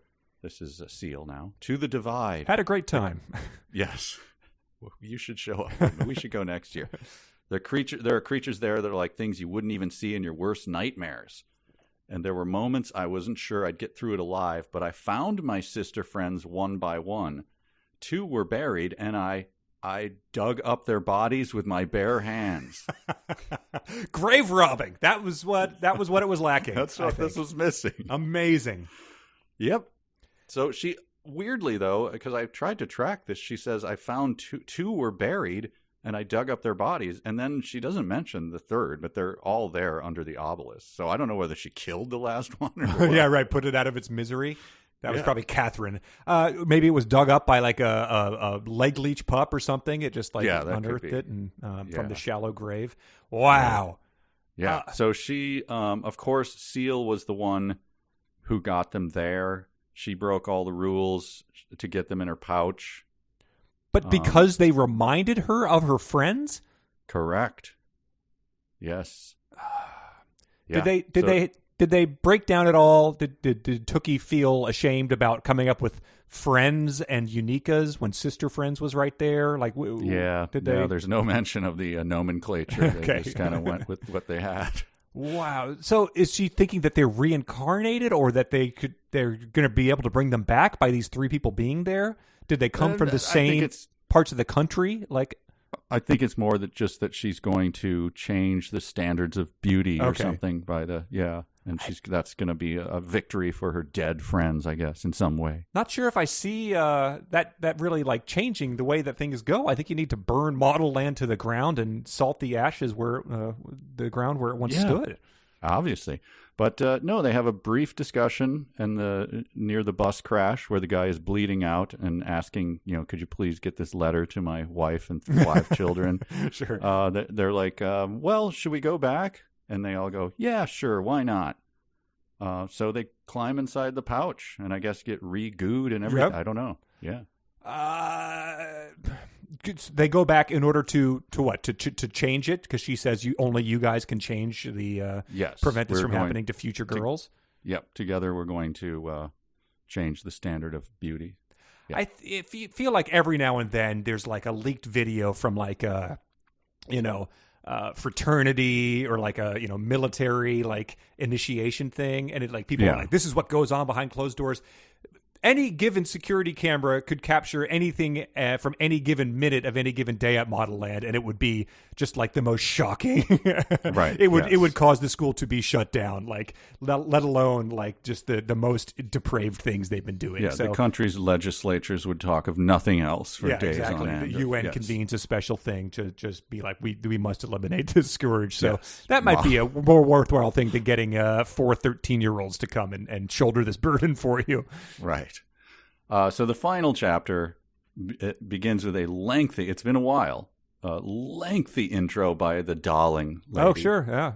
She sort of sat it out for a while. Yeah, and it begins with a little meta commentary. Oh, boy. And it says, "Oh, my poor dear darling, you thought it was over, didn't you? Darling, you should be ashamed of yourself. There is so much more to this story to tell you." Oh, whoa. That obviously was a threat when I read that. Yeah. Damn you. Right. You're going to cram a lot into the last 80 pages? Really? And then she ends it with a little pappy. Let's move on to the bewitching powers of the 7/7 kind, the stunning, statuesque, strobotronic stars with stupefying stratospheric struts kind, to be exact. Okay. Not done yet. The one about stuck up, straggly, strep-throated strumpets with stenchy, stupid sties under their espresso cigar smoke and egg salad sandwich scented breaths. God. How could you? I mean, alliteration is revolting enough, but to make it actually describing something revolting is a hard sell. Yeah. Are they eating a lot of egg salad at Modelland? Is that something that... It seems like another... it's a Tuesday thing? Like a Tyra thing. Like she's mad about models who would eat egg salad sandwiches and breathe on her. That was... Cindy Crawford always smelled like egg salad. That was a big... that was something you would hear about her. Just a question about physics here. Tookie couldn't help pausing for a moment and staring up at the majestic buildings all around her. She was back. She wasn't going to die. It was a better feeling than having cold whipped cream poured down her throat. Physics-wise, is that how cold I mean, whipped cream works? Poured? You know how people are like, well, glass is technically a liquid because under time it will run like that. I mean, whipped cream, if you tilt it, a spoon, it will eventually start to pour. It won't be cold, I guess, by the time it starts pouring, but... I guess. Is whipped cream a solid? That will be our new is a hot dog a sandwich debate too. Right. Just a couple more notes. I forget who says this. Oh, this is one of the girls. I just found this gross. I tried out seduction on a bestastro this morning, and he told me I smelled like a bitch in heat. Another girl shrieked, staring morosely at the 3D replication of her that had risen from the gold walkway. How am I going to improve my scent in a few minutes? Wow. that's just gross, right? And weird and Yeah, it's if you're trying to make these guys, sort of the heroic counterpart, that's pure villainy. And so the end of this chapter, it's also like, and sir, how do you're familiar with this a lot? Like, are you going around doing some sniffing at the dog park? Like, it speaks more ill of you than whoever might smell badly. It had to be. That was Solort, right? That's not her saying. I mean, you wonder if either of them know what that means. But sure, you could pick a lot worse things to smell like that people might actually be familiar with, like the egg salad comparison from sentences earlier. Yes. All right. So this is the last thing. This is there's a big competition. The new stadium is being christened for the big competition. Remember that a fireball wiped out the old one. So that's, the fact that fireballs do play a major role in this book is something I would not have expected going in. Yes. So they all get ready. Seal's helping them now and helping them get ready for this competition, which they're going to win and change the world. But when they get to the stadium, they're locked out. You can just be locked out of a stadium, sure. So everyone's in the stadium. I don't know how they missed it so badly that... Yeah, when you go to a Twins game or something, you don't see it started, so they've locked the stadium. Right. There's one no one door outside. And there's just a bolt on the outside of it. Great. And so, if this is my final reading, this is the last of the chapter. If the little girl wants to come back for it, she's certainly welcome. Okay. That's up to you. I don't know how she's doing. But, please, sir, who I refuse to address as father because you have abandoned any sort of paternal protective measures to me, and please do not jostle my broken arm. It fell. I fell on it, and a kindly person did get me medical attention, but he ignored my pleas not to bring me back here for story time. Well, story time it is then. On the top of the wall was a sooty, skeletal, groping hand. 5 angry fingers twitched as though stricken with palsy. The hand's flesh was filthy and bloodied. Each fingernail was long, comma-shaped, and obsidian black. The term palsy rarely comes up in Babar stories, Daddy. It's just true. It is rare, but it's so precious when it does. They look like the talons of a prehistoric flesh-eating bird. Surely you've seen those, little girl. But I prefer cartoon dinosaurs like Land Before Time. The top of a muddy head appeared next, followed by 2 bulbous, demonic, cruddy eyes. 2 shoulders appeared next on the wall, then an abdomen and legs. As the figure caught sight of him, its eyes widened, a growl emitted from the depths of its belly. Oh no, I think I know what's happening. It had a gnarled, hunched back. Exactly, that's what I thought. It licked its lips as if it hadn't eaten for days and considered them an acceptable meal. Thick saliva dripped down its chin. The scaly, charred monster turned and stared directly at Tookie. Its sooty eyes narrowed. Hundreds of cracks of dry mud covered its face.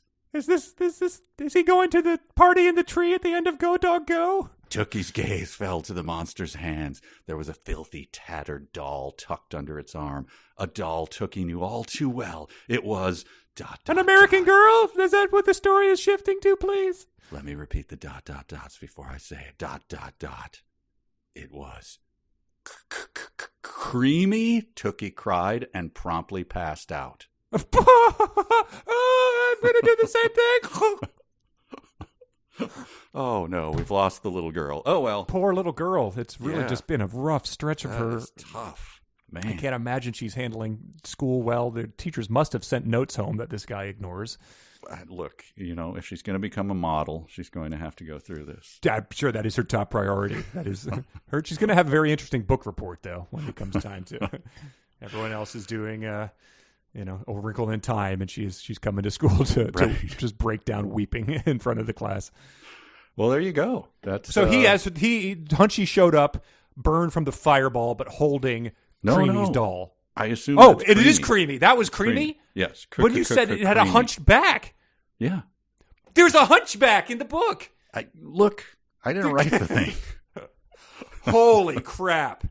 No, it's as bad as it can get. It's terrible. Insane. Yeah. Yes. Yeah. Wow. Creamy. She did the ghost from a 30s Abbott and Costello. Yeah. Wow, what a reveal. Yeah. And she crawls over a wall, I guess. I don't know. I guess that's how you get in. If you're a pilgrim, you just crawl over a wall. Like a bobcat in the canyon in California or something. Yeah, but she's doing essentially like a person crawling through the desert, just like pulling herself with her hands like that, or man. Yeah, so the miracle's dead, I guess. Sounds like it. Yep. Or she's eating Hunchy somewhere in a cave, right? Or vice versa. So there it is. Holy crap! Wow. Well, that is it's a barrage of bullets. It seems that you took over and over again. Yeah, man. Yeah, seems like a high concentration of body horror in this thing. Absolutely ramped up to body horror and sexualization. Yes. In the man cave or whatever they did, mancation. Oh, Man Attack? Man Attack, sure. Yes. I enjoyed having you describe it to me. I don't think that I'm curious. I wish I had read it. Kind of. It's you did a great job though of conveying the highlights. Well, thank you. I think that you probably would have most missed the stuff in the on the way to the mountain. Yeah. A lot of horror going on there. Although Modelland certainly ramped it up as well. Holy cow. 2 different monsters made of various appendages. Yeah. And we have a creature with the hair of entrails coming up. So yeah, that's right. We have that to look forward to. Wow. And very little revealed in terms of whatever any of these motivations. Seal just had some friends who died, and we're supposed to think that, that explains her. It makes everything seem normal and unerratic. She told them how great it was there, and that's why they went on a pilgrimage. So apparently she just had that one phone call, like, yeah, I'm having a great time. You guys would love it here. Like, I was just making conversation. Unless that phone call took place, after 30 seconds after being there. Then someone immediately ripped their head open on a zip zap, and they forced him to eat. Do not come here. Yeah, I assume you guys got this message. Do not come here. Oh, wait, you're on your way? Oh no, Hendel. Wow. All right. Well, I mean, it lives up to everything, and it seems like it's really ramping up for the final 80 pages, I guess. So that's going to be something. Yeah. Well, do you want to do some dumb sentences and some emails? Yes, indeed. A sentence begins with a capital letter. A capital letter is a letter that's big. A capital letter is not a small letter. A capital letter is big, big, big. Dumb sentences of the week. These were super interesting to get just because I hadn't read any of them, so I could not judge their context or their dumbness, although it was very apparent on the surface of many of them. Sure. Here is one from Blake. He says, witnessing a girl aging 50 years before your eyes can cause a drop in serum glucose. Okay. He just said it's layers of dumb. It's an onion of dumb. I'd say it's a parfait of dumb, but everyone loves parfait. So I forget who aged 50 years, but it doesn't matter. Yeah, I forget. Yeah, they all witnessed girl who went over the wall. Maybe? Yeah, she went over the wall. Yeah. This one's from Taylor. It's, isn't she lovely, Ganero cooed? A deer widow caught in web lights. Oh boy! So is that during the mancation? Yeah, that's during the man attack at the Orb Stadium or whatever. I don't know. He just says deer widow is hyphenated. Is there a play on words here? I'm not getting. I don't know. That's Ganero. He's a nut. Yeah, they can't all be winners. Like I'll eat his hot dog without a bun. Mm-hmm. This one's from Mike. The chosen 7 will join the ranks of the only famous, the most celebrated, and the most admired people in the world. And Mike breaks this down. Why are they the only famous people, but the most celebrated and admired? Does the fact that others have lower levels of celebration and admiration imply there are other famous people, even if they are less famous? I don't think Tyra knows how modifiers work. It is strange, that the idea that there can only be 7 famous people just sort of he's like, well, what if someone goes and cuts their husband's wang off? That they probably get pretty famous. Like we've seen that happen. Here's one from Janelle. This is Creamy speaking. I prefer Ms. De La Creme. Janelle just said, no, you don't. You even make your daughters call you Creamy. You prefer Creamy. This one's from Curtis. Bravo's lopsided grin snaked its way up the side of his face and right into Tookie's heart. Yep. I have that one. That's sort of like half of the Grinch or something. Like, yep. Bravo. You mean Deco? Yeah. Sure. This one's from Latanya. If I could submit all the sentences where my only note was this is a book for preteen girls and the main characters are 14, such as every lewd comment Ganero Nars made during Man Attack, I would. But he said, in lieu of that, here's this one. One of the jeweled tentacles that came from her body gently wiped the tears from her eyes. I'm not sure what that's referring to, but it sounds pretty dumb. Steve said, Chase. Oh, here we go. I'm just going to read it again because I liked it. Chase stood seductively and stared at his opponent, giving him a full dose of her sexual power. Wow. And he included a Simpsons reference that says, it makes me think that Tylord excluded a very important chapter about how Chase sleeps nude in an oxygen tent. That's from Kent Brockman thinking that an oxygen tent might give Homer sexual powers. Oh, okay. And Heather submitted, Tookie lurched out onto the plank like a tiger sprung from its cage. She said, I don't think lurched is the right word here. There was another one. When that one. You did? The traditional tiger stance of lurching, yes. When you described, when you read about Abigail when she shaved off her hair, I think it said she scuttled over to something. And it's like, is she a crab now? Like, everything has to be horrible. That's the only reason she uses that. And last one is Andrew said, oh, I already read that one. The lopsided grin snaking his way up the side of his face and right into Tookie's heart. I guess Andrew submitted that as well with Curtis. I have a couple. Okay. I'll finish with one that's, the cheat where you have to give it a little context. But this one, the lucky guy who will get to pucker with my suckers will be wearing a ... tuxedo. Ugh. I think that's Dylan saying that. Pucker with my suckers will be wearing it. It sounds like bluffing with my muffin from Poker Face, I think. Yes. Tookie lurched. Oh, there's the tiger one. Okay, here's the final one. A piercing buzzer sounded, and Chase and Alexander ran at top speed toward each other. When Chase was 5 feet away in front of the boy, she grabbed Alexander and gave him a big, wet, sloppy kiss on the lips and then pushed him off the plank. Wow. When she was 5 feet in front of the boy, she grabbed Alexander. Chase is also Mrs. Fantastic. Mrs. Fantastic, I guess. It sounds like I wish that had happened on an American Gladiators episode at some point. Gave him a big, wet, sloppy kiss. Well, sexual powers. Yeah, exactly. That could have been it. The powers are so strong that they can bridge that 5 foot gap. Yeah. So good dumb sentences. Yeah, very much so. Well, let's end it with some emails. We're going to the party. We're going to the game. We're going to the disco. We're going to cruise out, man. Emails from our listeners. We have not had time to do some of these in the past, so we'll knock some out here, even though we probably don't have time today either. But this first one's from Matt. He says, I got a coworker hooked on the podcast. Matt, you monster. So he and I routinely discuss each new episode at work when they come out. That's cool. People are getting paid on company dime to discuss Dwight David Thrash books. He says, Modelland is the one that broke him. He told me that they had to stop listening while you guys were reading the book because it was such nonsense that every time you guys described a passage, he could literally see his blood pressure go up on his smartwatch. Oh, dear. He says, hopefully he'll be able to rejoin us for the next one. Keep up the great show. Yeah, probably a good reason to stop that if that's provoking spikes like that.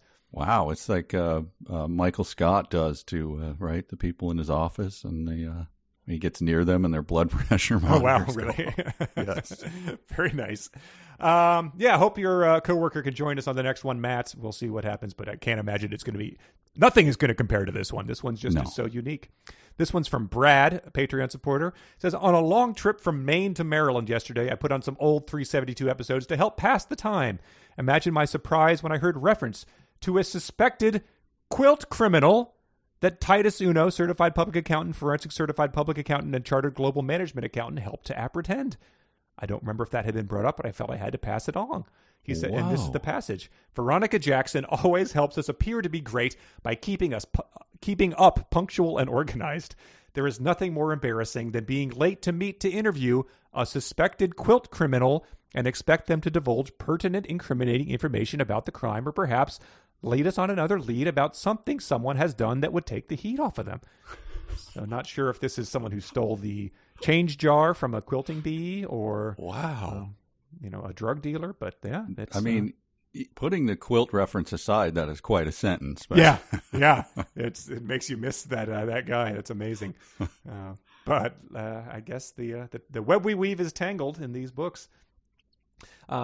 This is from Toby. He said, I posted this over on the Facebook fan group, but thought I'd share it with you guys directly. Yes, the book is legitimately bad. You don't say. But I can't help but see it as an absurdist rebuke of the fashion industry, and through that lens, is a more serious work than you guys give it credit for.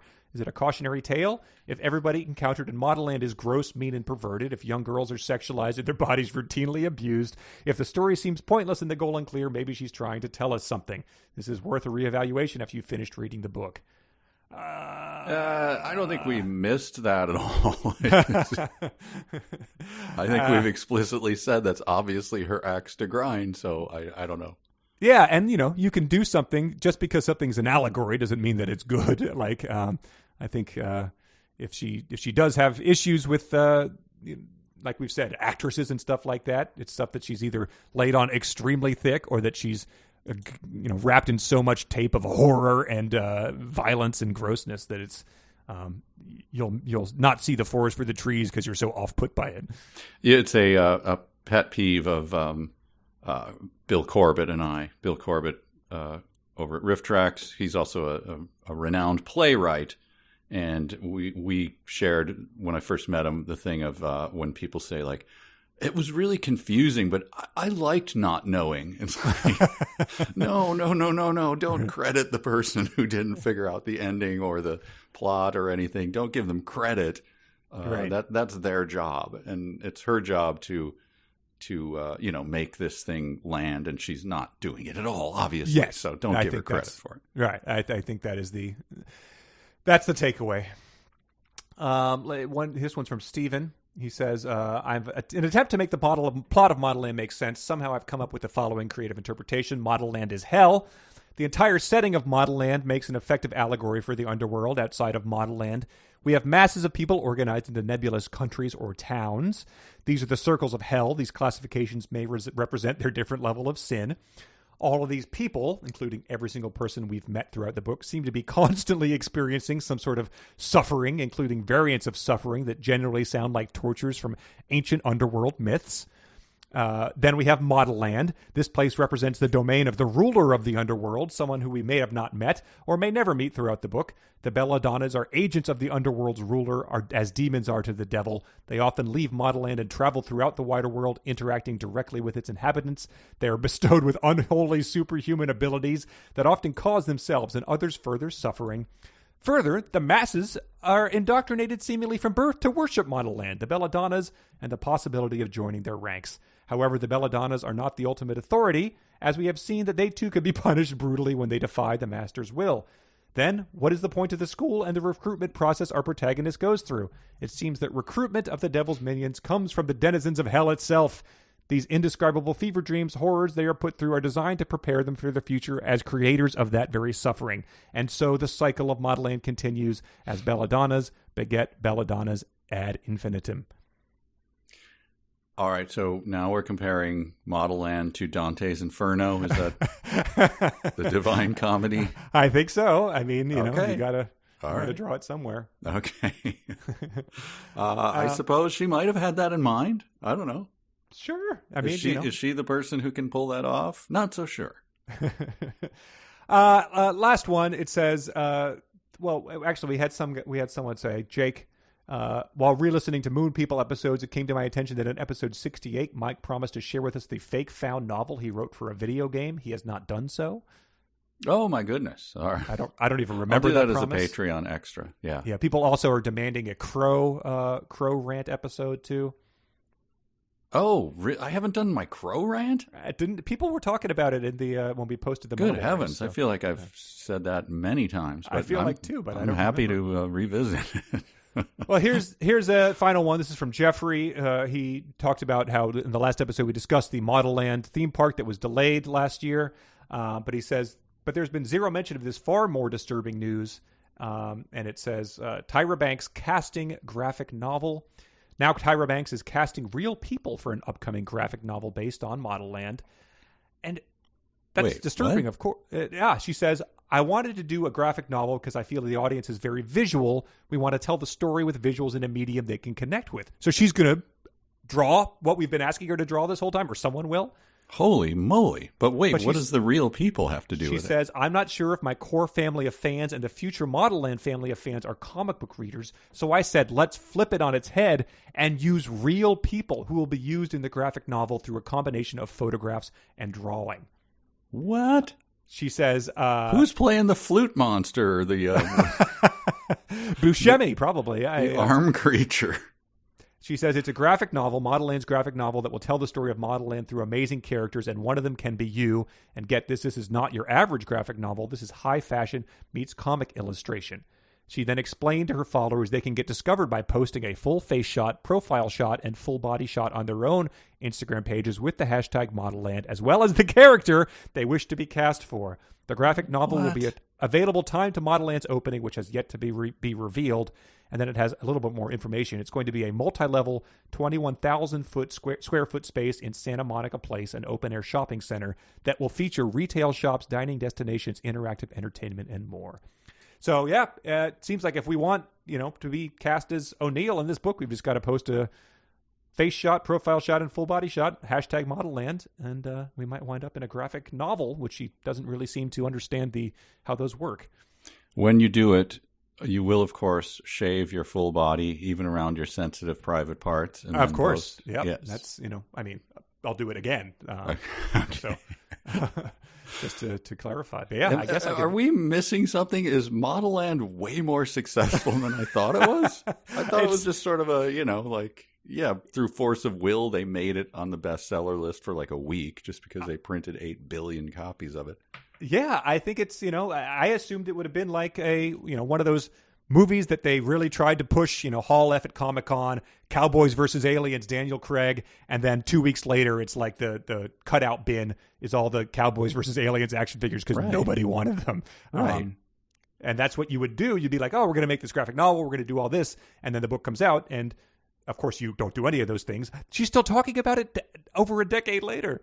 It would be as if suddenly someone just said, well, of course, Arachnophobia Land is opening soon based on the success of some people kind of like that movie. Right. Yes. Some people hate watched it, would have to be the thing. It's just probably the power of a media mogul. You can just do what you want here. Just let's be thankful that M. Night never made The Happening Land or something. Well, yeah, but is it going to be is she going to raise money like Quibi and then it's going to go away? This can't be a thing. It can't. Yeah, I mean, if you can burn $2 billion with that, I guess there's other people out there that are willing to take a shot. Okay. All right. So if you do send your audition piece in on Instagram, let us know. We'll post it. We'll get some like brigades over to it from our listeners. Yeah. All right. So what's the plan? What's the plan for next time? We're both reading. I mean, it's we can discuss. I think this was successful. I don't feel like anyone missed out on anything. I think I have confidence in.